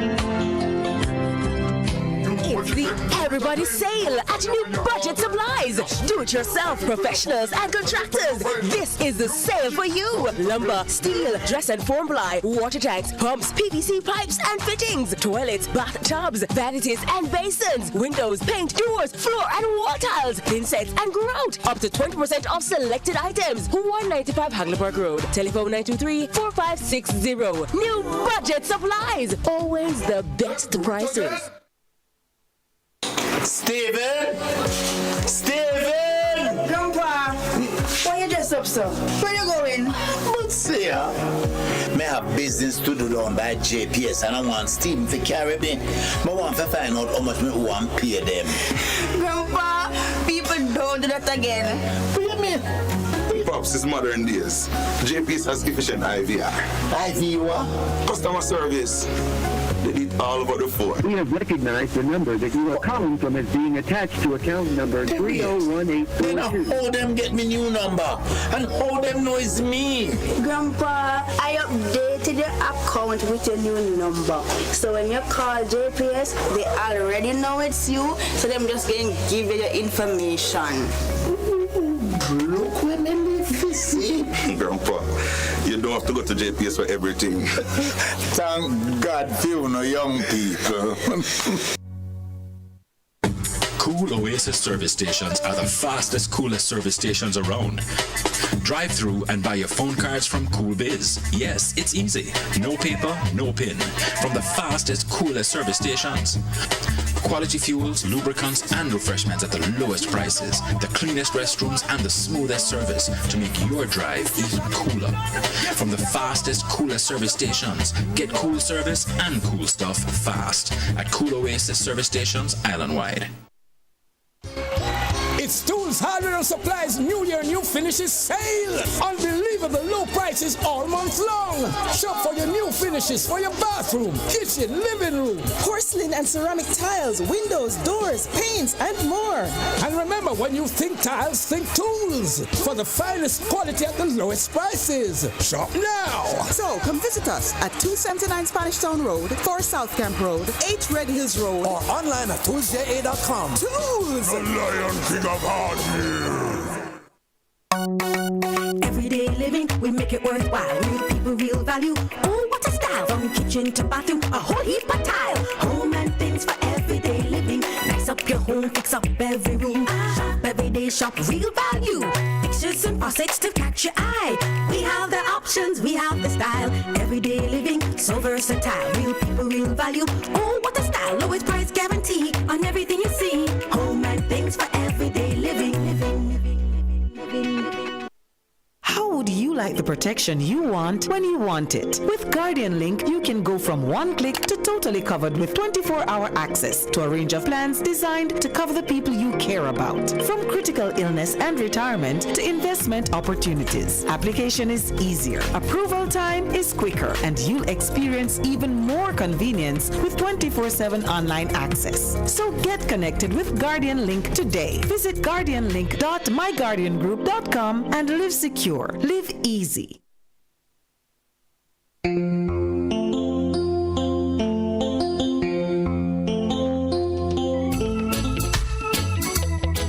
Lord, I'm ready. Lord, I'm ready. I'm ready.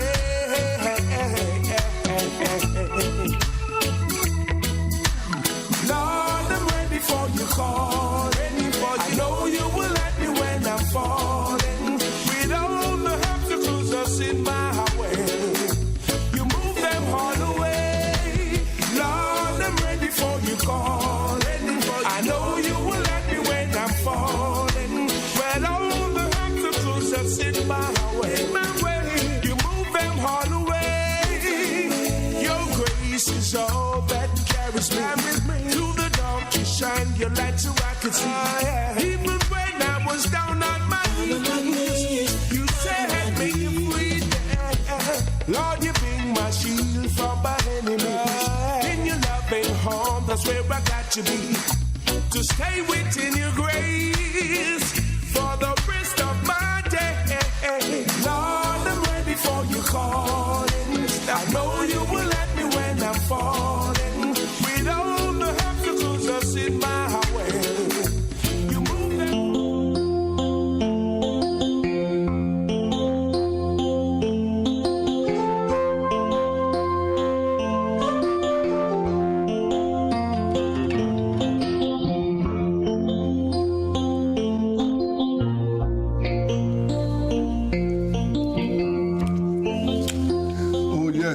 Welcome back to Rebel Radio. Yes, and we're going over to Trinidad now, you know. We at Rebel Radio, we keep in touch with our neighbors in the Caribbean. What is happening? Remember, we are just one people. Talking to Trinidadian journalist Jensen Lavende. Jensen, good afternoon. Good afternoon, sir. How you doing? Well, I am supposed to be okay, you know. Yes. One of the things I was looking at, you know, I just as I was looking at my situation in Jamaica, and then I saw where there, you know, the social problems affecting us in Jamaica is affecting our neighbors also. What is happening in Trinidad today? Well, today, in terms of the social front, yes. We haven't had much complaints today, but the general consensus is a lack of water, a lack of housing, and a lack of job opportunities. Yes. You know, so that the concerns that you normally hear. Today it wasn't as bad as other days. But yeah, those are the three main things. Right. We want water, we want jobs, and we want houses. Yes, sir. Those are similar issues affecting us also, Jensen. Yes. You are there? How y'all dealing with the housing problem, though? Well, one of the things in Jamaica, you know, we have nearly 1 million Jamaicans are squatting, you know.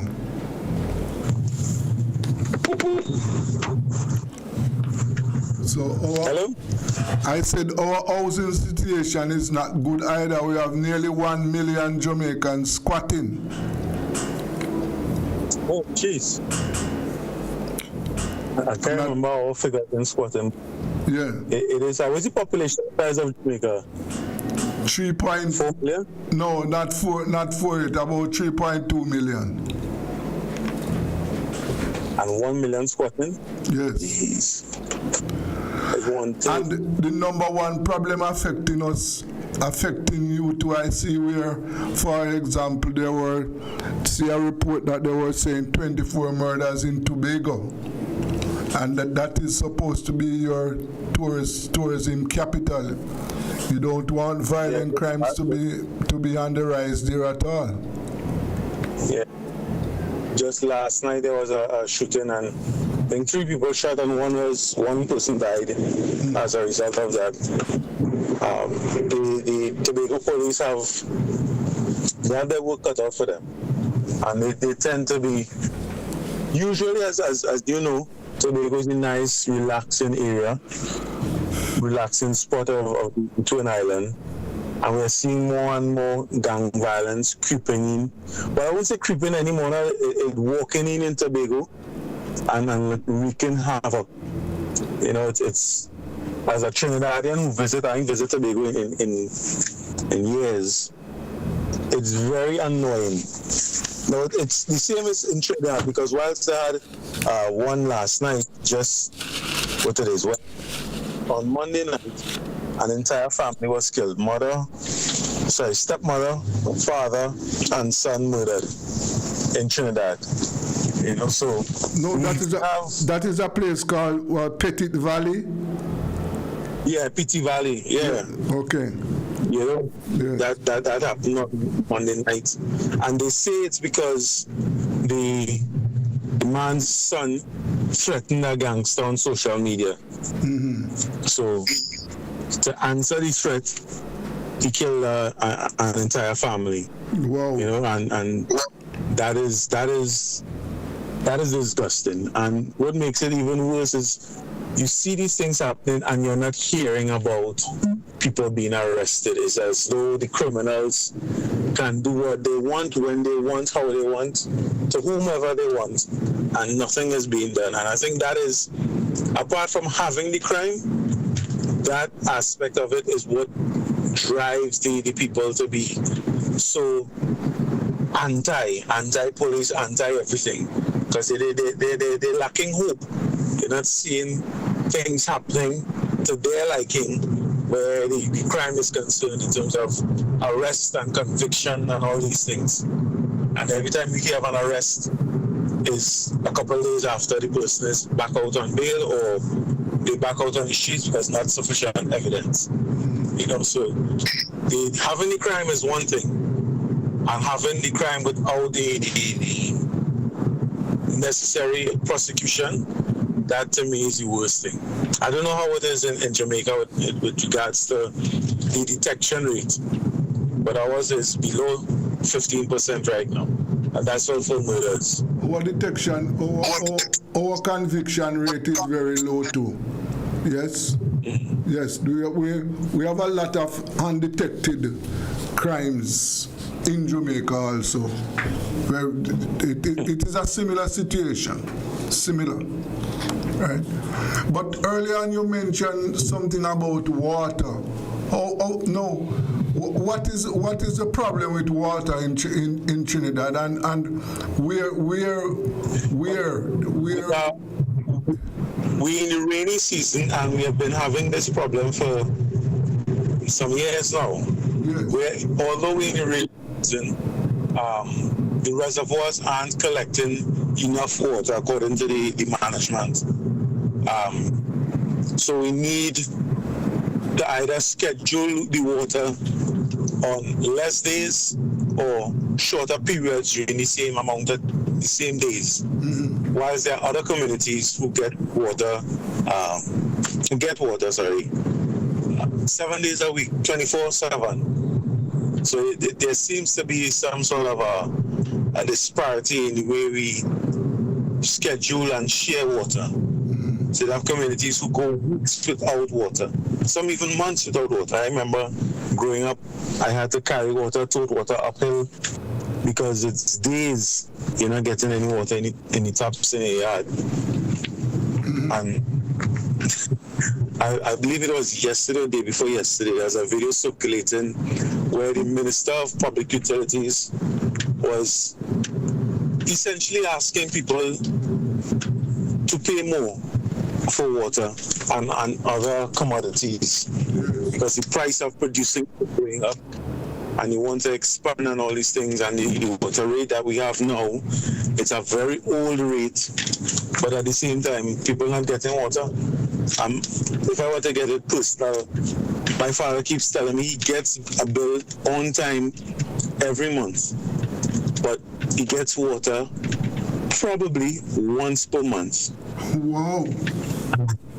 And his stubborn ways are not paying that bill because I'm not getting any water. And there are a lot of people who are in that same boat. They are being billed for something that they are not receiving. Yes. You know. And this thankfully the water lock-offs is in the capital or it's in the rural part? And more, I wouldn't even say rural because where I grew up in Caranage is not considered rural. Yes. But we have water issues there. So it's both rural and in some of these how can I describe those areas? But even in the urban areas, yes, you hear about these water problems. Mm-hmm. And there are a whole lot of excuses. The reservoirs are not collecting enough water. There are too many old and corroded pipes underground, so there's a lot of leakage. You know, the system's not working, the pump's down, a whole heap of excuses. We've been having water woes from since Adam was a teenager, and it seems to try to fix it. You know, yes. Getting worse. The last time there was someone from Guyana, I can't remember the company's name. It's a regional entity that looks at supplying clean and potable water for the various countries in the Caribbean. And during that, it was about 2 weeks ago, 3 weeks if so much, they were saying that very soon 75% of the country would have 24/7 water. Yes. But we've been hearing this in the 1990s, that soon everybody will have water. I remember there was an election campaign, Water for All, in 1994 into 1995 general election, under the Basio Pandey. And up to now, we don't have water for all. So there is still that issue that people keep asking and begging for. You know, politicians still taking pride in opening standpipes in communities that have been plagued with lack of water for decades. And what is amazing to me is that these people keep voting back for these same politicians and these same political parties who keep promising this and promising that and failing to deliver. I mean, water is something that you shouldn't be playing with. No. You definitely shouldn't be. No, you should never. Water is a... That shouldn't be. Water is a election gimmick. Yeah. It's a compulsory commodity that all citizens must have access to. Yeah. Yes. And what makes this is we live on an island with a desalination plant.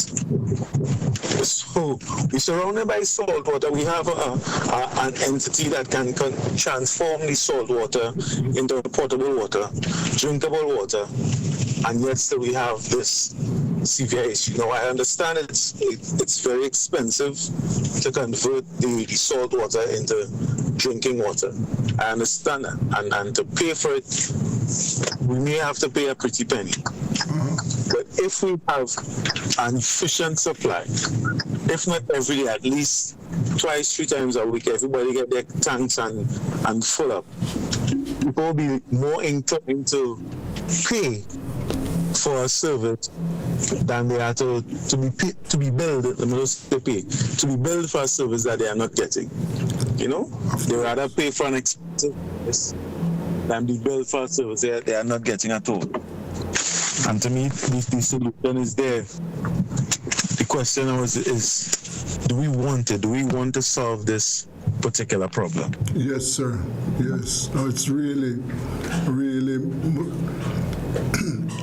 that must be a serious problem for the people of Trinidad. It must be. And you mentioned that the jobs, the unemployment that you're talking about is mostly among the young people. Am I right? Yeah. The young people, we have 2 problems. We have, apart from the unemployed, we have the overqualified. Mm-hmm. So there are some people who want to work. They don't care where. They just want to be employed. Yes. And they are being interviewed and being told, well, you have a master's degree, you have a bachelor's degree, and this job only calls for CXC level, O-level qualifications. You're too qualified for this position. Or if they get a position, it's on contract. So it's either 6 month, 3 month, 1 year contracts.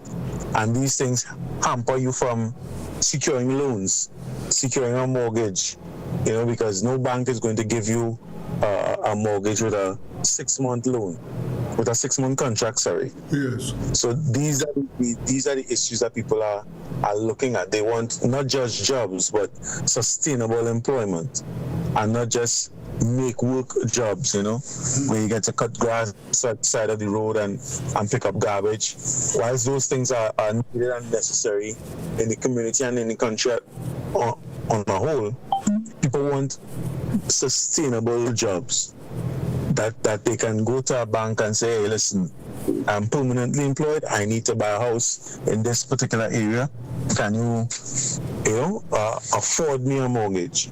Mm-hmm. And these are some of the people have been crying for. And again, it has become a political football where every political party keeps saying, vote me in and I would solve this problem for you.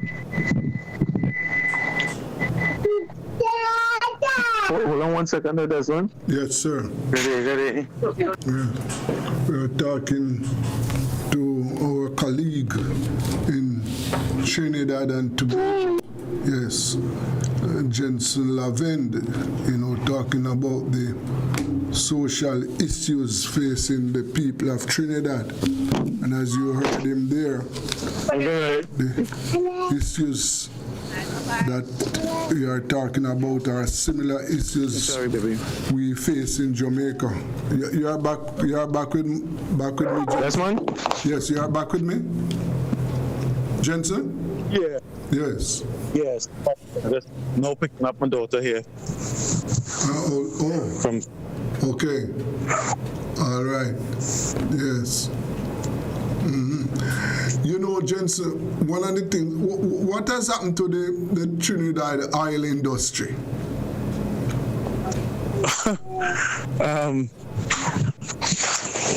It depends on who you ask. Some people say it's drying up, some people say it's booming. But one of the things that both sides are saying is we need to diversify away from it. Because we are seeing we are finding less and less oil fields, oil reservoirs, oil reserves. We're finding less and less of that. Our local oil company Heritage has been having some successes, finding and drilling and exporting barrels upon barrels. So that's good, but not to the levels that we have had in the past. Okay. And coupled with the entire world moving away from fossil fuel and going towards renewable energy, the argument is pretty soon we won't have anybody to sell oil to. And now with that, striking oil and able to outproduce Trinidad and Tobago by far,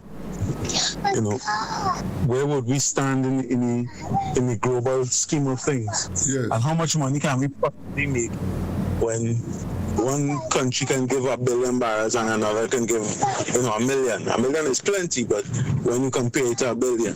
Yes. Yeah, so, and those are not exact figures, so I don't know where the quote me. I'm just showing you the difference in ratio, the ratio between what Guyana going to be producing in the coming years and what we are producing now. They would far outweigh us. Yeah. The good thing is some of our technocrats have been assisting, so the hope is that we could tap into that and help produce and refine some of the oil so that in some way we can still, as we like to say in Trinidad, eat our food.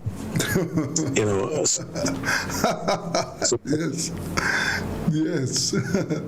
And what is the cost? What is the cost to consumers like? What's the cost of petrol and electricity in general in Trinidad now? Fuel, diesel right now is, I don't want to mistake it, I believe it's $5 and something per liter. I haven't bought diesel in years. I sold my vehicle. I'm using gas now, which is $7, close to $8 per liter. Okay. Both premium and super around the same price, a couple cents difference, roughly $8 each. Right? And diesel is less than that. Yeah. And what about electricity? One of these things, I don't have the price per kilowatt, but one of the things I've been saying recently is that we pay one of the lowest rates for electricity in the Caribbean. Yes. Right? And while that, because they said that while the background of that is we need to increase the electricity rates. Because we've been paying this rate for well over 10 years, and whilst everything else is increasing, that has remained the same. But that has received a lot of pushback, and it is not law at this time. It was a recommendation given by the RIC. I can't remember what the RIC stands for, but that is the company charged with coming up with the rates for water and electricity and all these various commodities. Yes. So they suggested some time ago that hey, it's time to increase the rates, and Trinidad and Tobago ball out. Oh God, there was a collective that would kill me. You know, so we have been working. We have been having discussions, public discussions, on whether or not we should or could, and how much we should or could increase the rates by. And the counter argument is we're paying the very lowest within the region. If you look at this country, Barbados and Jamaica and other countries, and they list the countries that have higher payments. Whilst I understand that, currently people balling, and to increase electricity rates while single mothers could hardly afford food and these things, is some people would deem it as wicked. And again, like everything else in this country, just a little bit, politics is getting involved, where the opposition is saying this is the worst idea under the sun. The government saying this is a good idea. You know, so I think that's one of our main problems. We get too political. We tend to politicize everything to the detriment of the country. But next year is election in Trinidad, so both parties are now on the political hustings. Am I right? Yeah, what we like to say, we're in election mode right now. So yes. Everything a politician say would be geared towards getting that vote. So the most inaccessible politician for the last 4 years will be calling you 6-7 times a day. You know, the opposition will be your best friend because they want to ensure that every misdeed that the government does is highlighted, and everybody knows that the government is the worst thing under the sun, and the opposition should be voted into power, and then the smaller parties at the side say, hey, get rid of both of them and choose us. Yes. So now was the fun time in we like to say silly season. You know, between now and I believe is September, October next year. Yeah. Between now and then, it had to be held. But there's one I have to cut it short there now. The boss lady, yes, has taken over time. Yes, of course. Yes, and she was. Yes, I want to thank you very much. And you know, these discussions are very important for us to understand. You know what is happening in our to our people. Yeah. Yes. So, Jensen Lavend, I want to thank you very much for your time. No problem at all, man. Take care. Yes. To be continued. Thank you very much. Yes. That was Trinidadian journalist Jensen Lavend. You know, and you heard him telling us what is happening on the ground in Trinidad. Yes. As I always say on this program, that the situation in Trinidad, the situation in the Caribbean, you know, are similar. Yes, similar.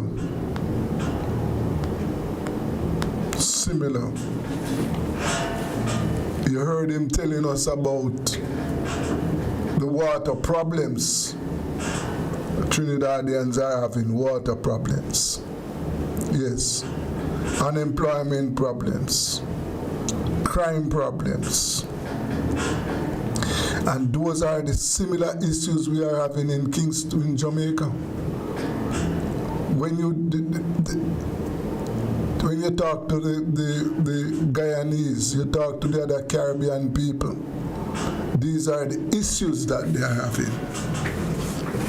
Young people in Trinidad, unemployed, and it is political time now. the parties are in political mode in both Trinidad and Jamaica. So you will hear the promises. And you heard my colleague telling me about promises that were made for decades, and the situation remained the same. They were told that they would have water. Decades ago, they were told this. Yes, your 24/7 water supply.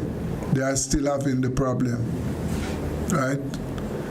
And therefore, that is the situation throughout the Caribbean, where the socio-economic political situation are similar. The people, the Caribbean people, are in need. All right, this is Rebel Radio. Let us go for a break.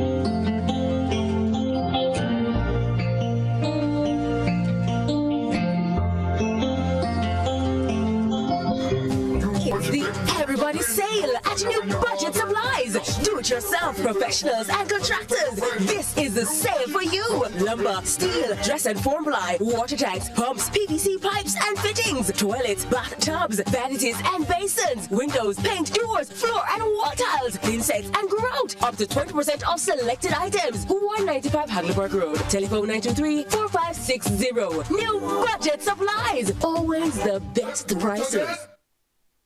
Steven! Grandpa, why you dressed up so? Where you going? But see ya. Me have business to do down by JPS and I want Stephen to carry me.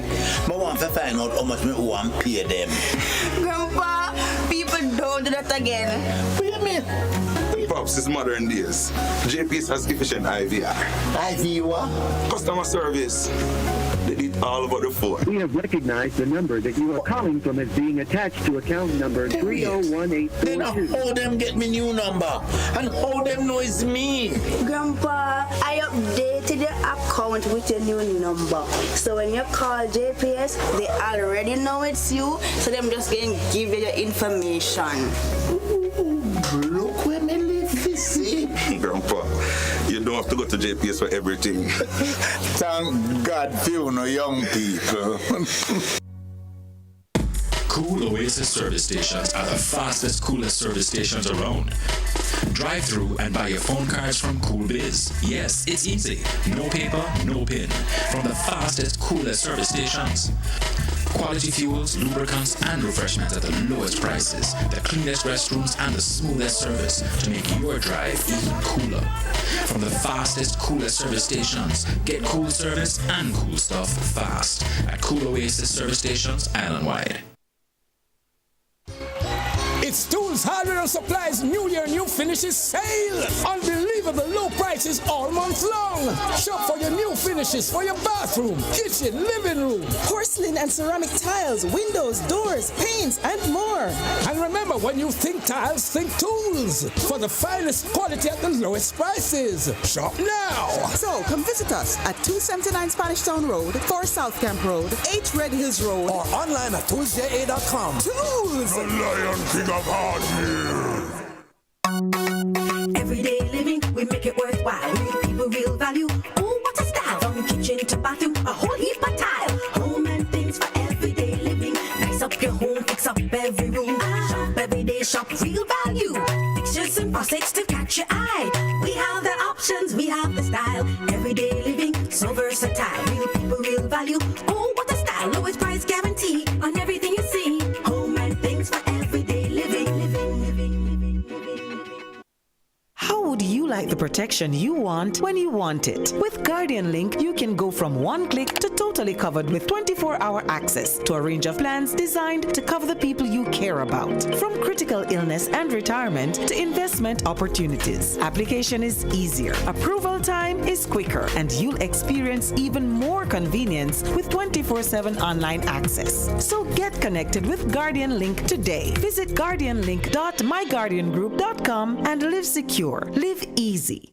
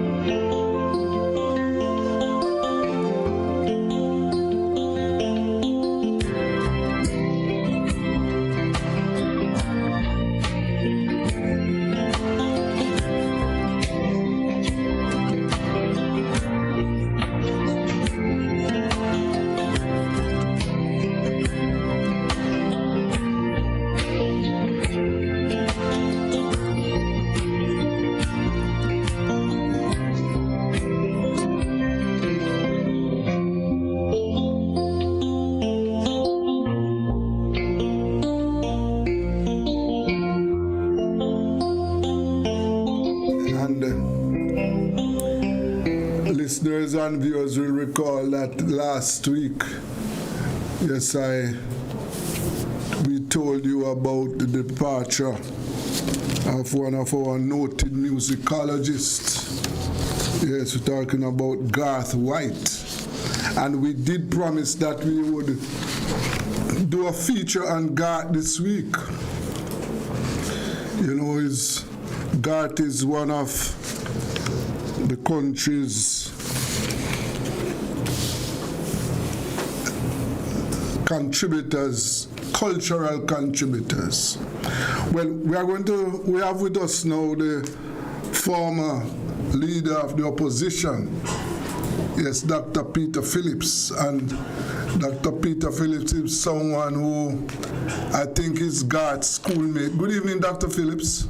Good evening, how are you? Well, I am supposed to be okay. Am I correct to say that you are Garth's schoolmate? Yes. Yes. We're schoolmates. Yes. Went to UWI together. Yes. And there was Rastaman together and just brethren together. Yes, yes. Yeah. Yes. Yeah, man. Tell us about your UWI days. You guys were part of the Rodney riots.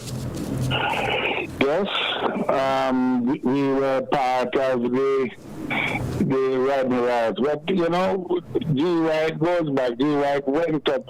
I went to UE in 1967, but Garth had been there from the year before. At JC, Garth was known to be a serious youth, I would say, played Manning Cup football and was a notable baller, soft-spoken,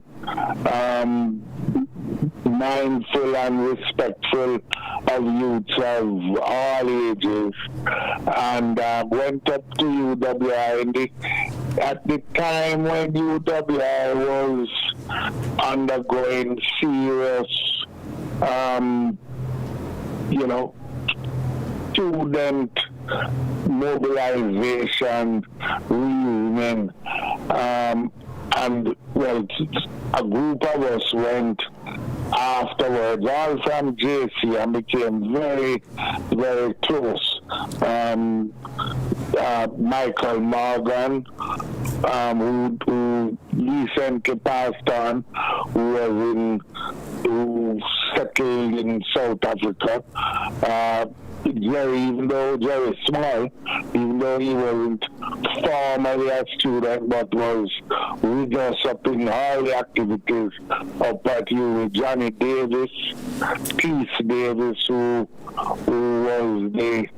also went and did natural sciences, myself, that we were all up there, but in the 67 period there was when we, towards the end of 67, in that summer, going into 68, we really came to link with Walter Rodney, and we're all caught up in what was a general reasoning going on the campus. And my first memory, or one of the deeper memories I have of that period, was that being involved in the New World Group, and that spent the whole of that first term, September, going through December. He was working on a paper, which I believe was ultimately published in the New World Journal, on the history of violence in Jamaica. And he was really looking at the way in which violence emerged during the time of plantation slavery as the main instrument of social control in the country, as distinct from any shared ideas or shared belief in the legitimacy of government, which is typical of most countries, but which set the rest of the world in a different category from those who had this history of slavery, and which emphasized violence. And his basic point was that origins in violence, call it the original sin of the Caribbean, if you will, was perpetuated throughout our history. But what was important to me as a younger youth was the quality of his research and his devotion to the topic. And I was seeing firsthand the kind of deep research and the quality of the analytic mind, which was typical, it was emblematic of G. Wright. And to my mind, G was one of the great young scholars of Jamaica, and I believe it's just really an unfortunate accident of fate that didn't carry that right into the realm of academic work at the University of the West Indies. And I believe had that happened, he would have been one of the foremost social scientists in the country. Such was the quality of his mind. But he was there, published in the journal, along with the likes of George Beckford, Norman Garvan, Jefferson, C.Y. Thomas, and this is why he was an undergraduate still in first year social sciences faculty, to just show you how phenomenal that achievement was. So this whole period, though, what was unique and striking about him too was that he was a man, even though we were in Irving Hall at the time, but he was a man who was all about town. So his contacts in the world of music going all the way through from Toots and the Maytals and Bob Bandy and Marty McPlanner down in Trenchtown, Fifth Street, and elsewhere, and all over the city. And the group of us really found our way during this time, kind of studying, but really more making contacts and analyzing and understanding Jamaica. That also had a was always from out of JC musically inclined. Wasn't like anybody studying music, but if in passing through anywhere we got to sit down by a piano or going to the studio, would just pick up a tune and was constantly making and remaking little rhythms that he would put together. That was the nature of his mind, and that revealed the other area of his interest, which was evident from early, which was understanding and explaining the nature of and origins of our musical traditions here in Jamaica, culminating in ska and reggae music and then beyond. So he was very unique in this regard.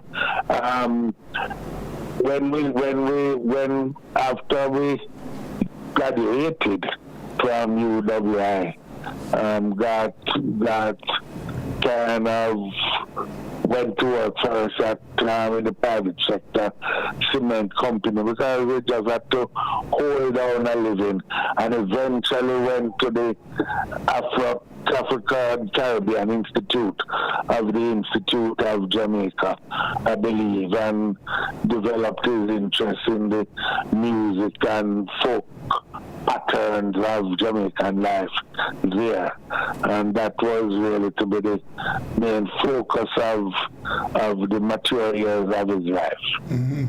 Yes. So Dr. Phillips, Garth was a man amongst men. Was a distinct man among men. But what was really, as I have come to reflect on it, especially since his passing, he was a very sensitive youth, analyzing a country which in many ways was a kind of brutal experience, especially for poor people and poor youth coming up. And this sensitivity, I think, was part of what defined him as a person. He wasn't a loudmouth person, was very reflective, quietly analyzing life with a little, always a kind of quizzical look on his face.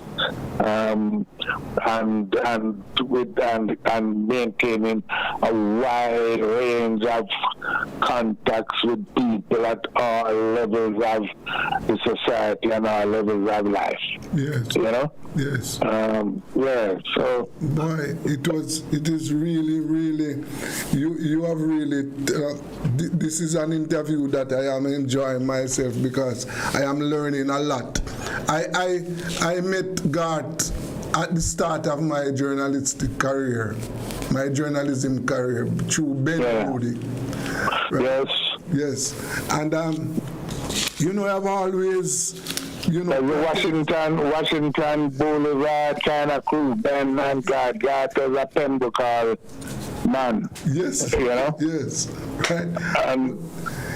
He was somebody who I always, you know, just pay attention to how he operated. As you said, he was a very low key type of person, not somebody presumptuous, you know. No. He was very deep. That was what I... Very deep. Yeah. Very deep. Very and, you know, in a sense, you have to understand, Jerry, because God's sister, Sandra White, became married to Jerry, but they were moving from high school days, essentially.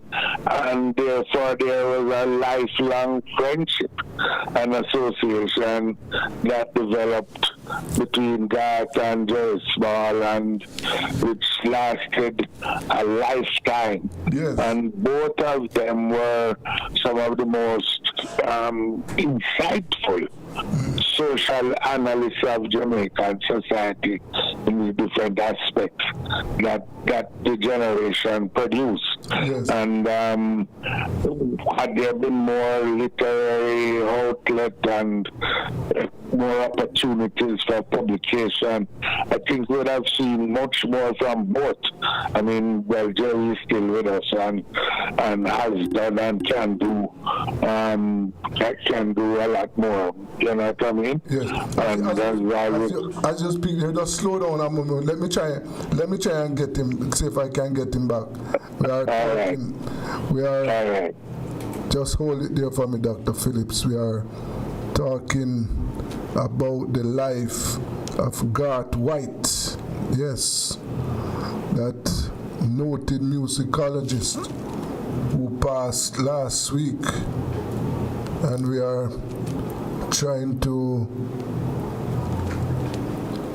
we're having a discussion about his life, and you are listening to Dr. Peter Phillips, who was his schoolmate, as you heard him telling us about the days at university. Yeah, I'm trying to get hold of Jerry Small, who, yes, Jerry? No. Yes. Okay. We don't have him. Oh, Dr. Phillips. Dr. Phillips? Yes, sir. Yeah, we are back because I'm not getting hold of Jerry at all. You're not getting hold of him, but it would be very useful. Yes. If you leave not a later date, you know? Yes, of course. And people like Ward Mills, who was very tight and with whom they had a deep relationship with the music, you know? And you know, there's a whole generation, I think, of coming out of the 60s, for whom the Jamaican music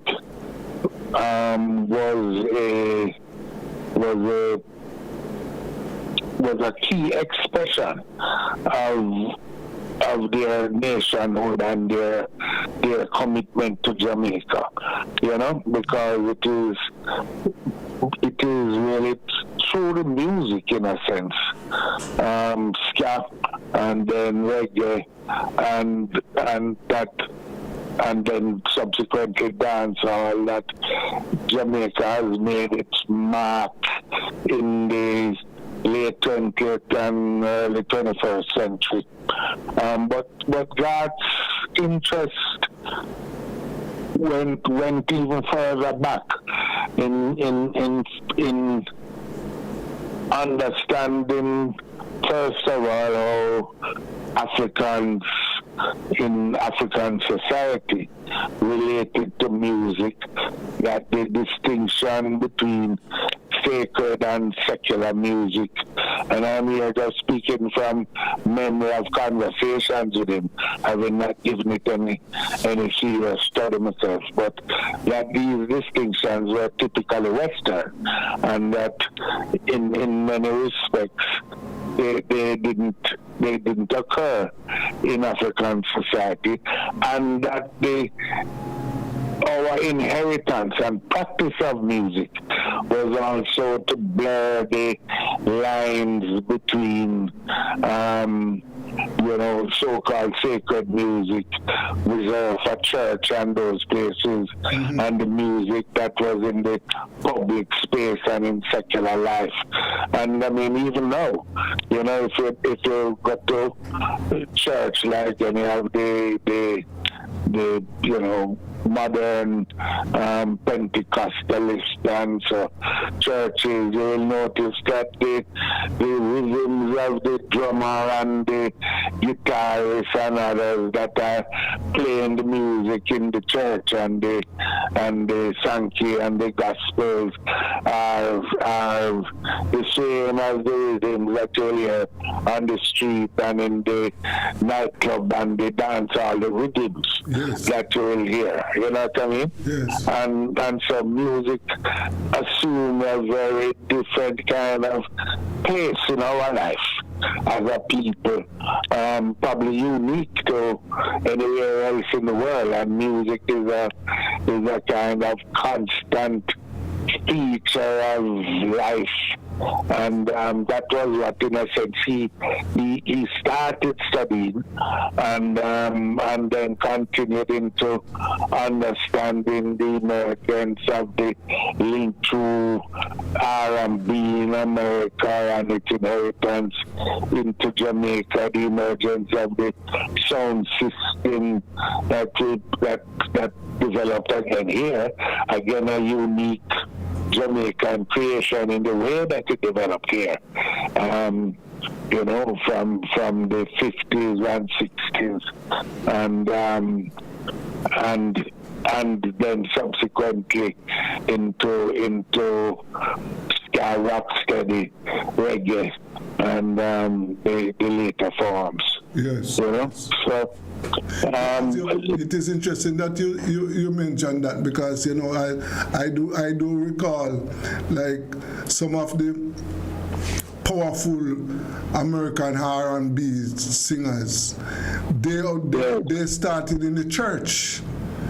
Yes, from Aretha Franklin through to Percy Sledge and all the others, Yes, right?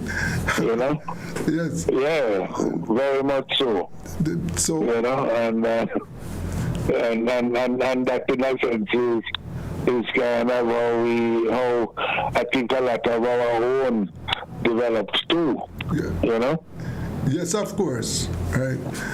And one of the things I would hope that, and that probably will happen, is that there should have even a little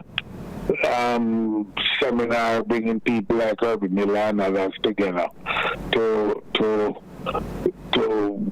reflect on the contribution to our understanding of our music that was made by G. Wright. Yes. I think it would be a worthwhile thing to listen to those experts and consider in a deep, reflective way on God's contribution.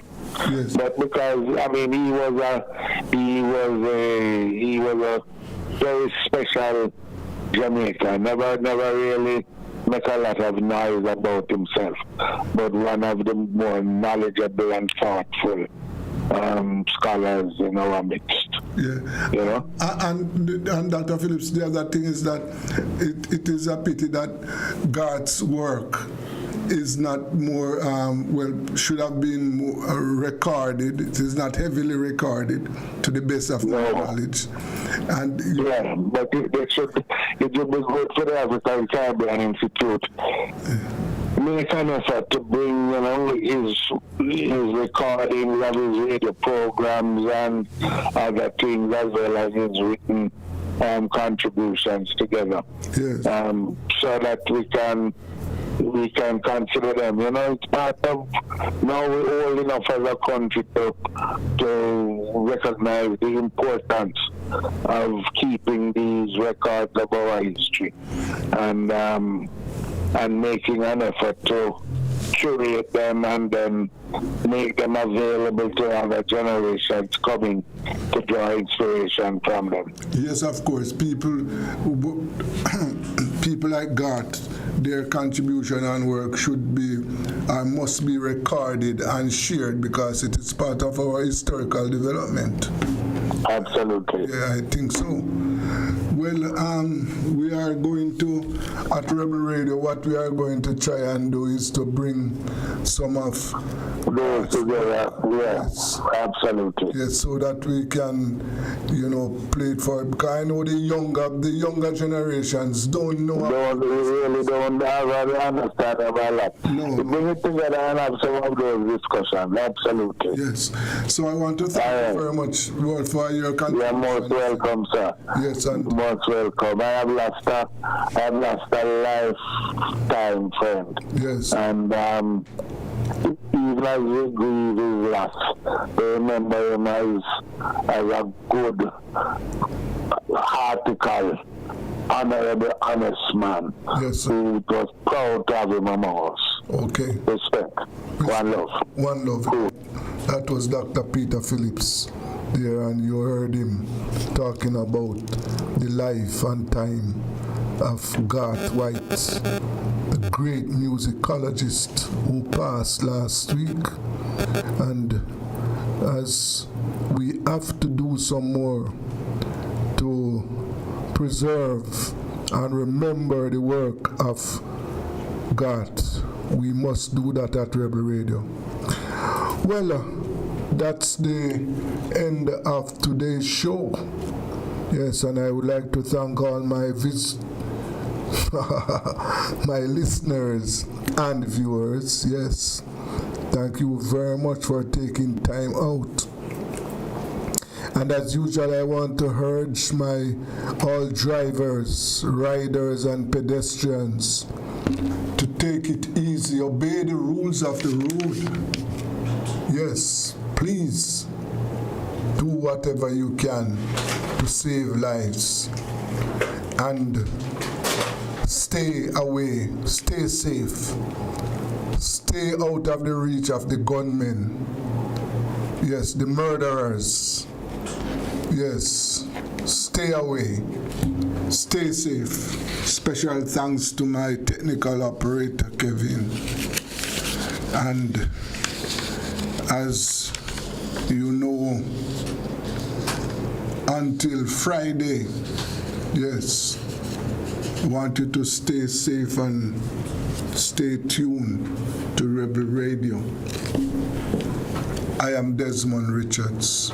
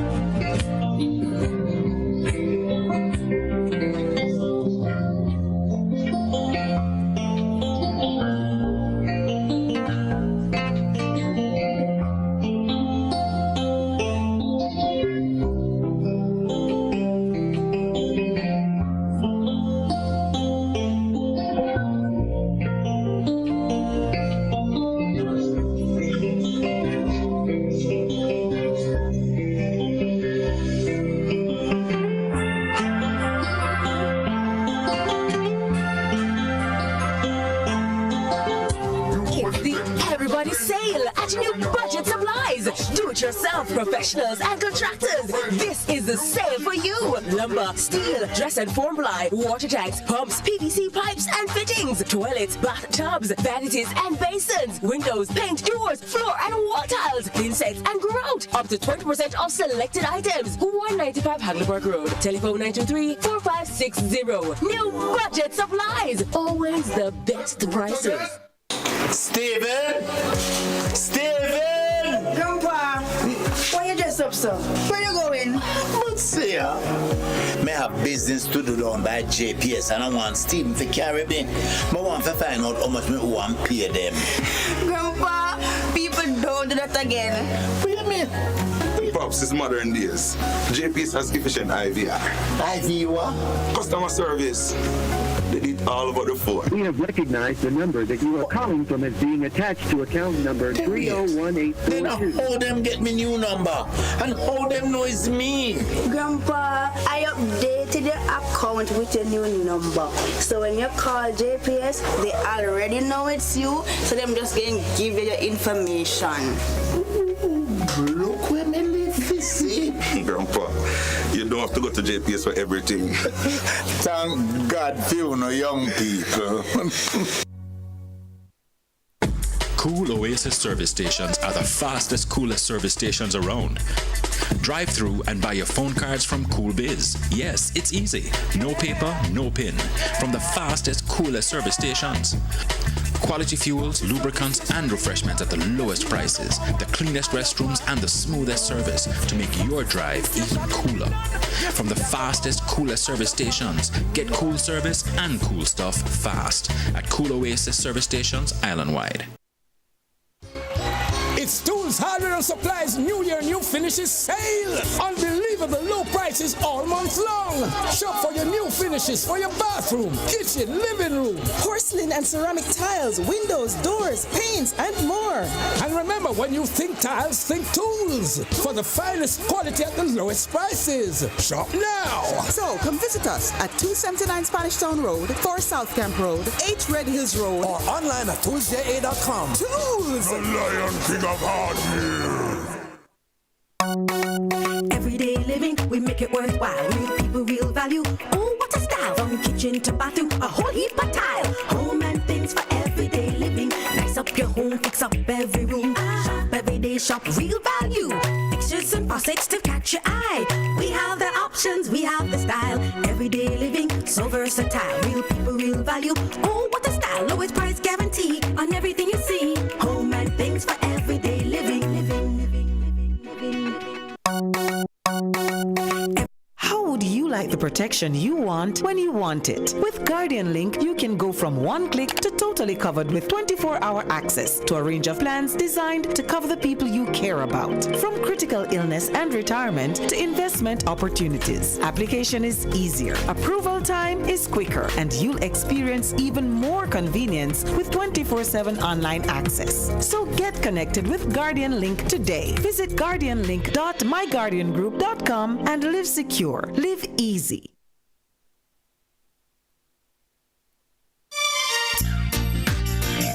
He's always there for me. Yeah, yeah. He gets sweeter, sweeter, sweeter as the days go by. He gets sweeter, sweeter, sweeter as the moments fly. This love is richer, deeper, fuller, sweeter. This love is sweeter, sweeter as the days go by. The more I trust him, the more I love him. There's nothing good for me, he'll deny.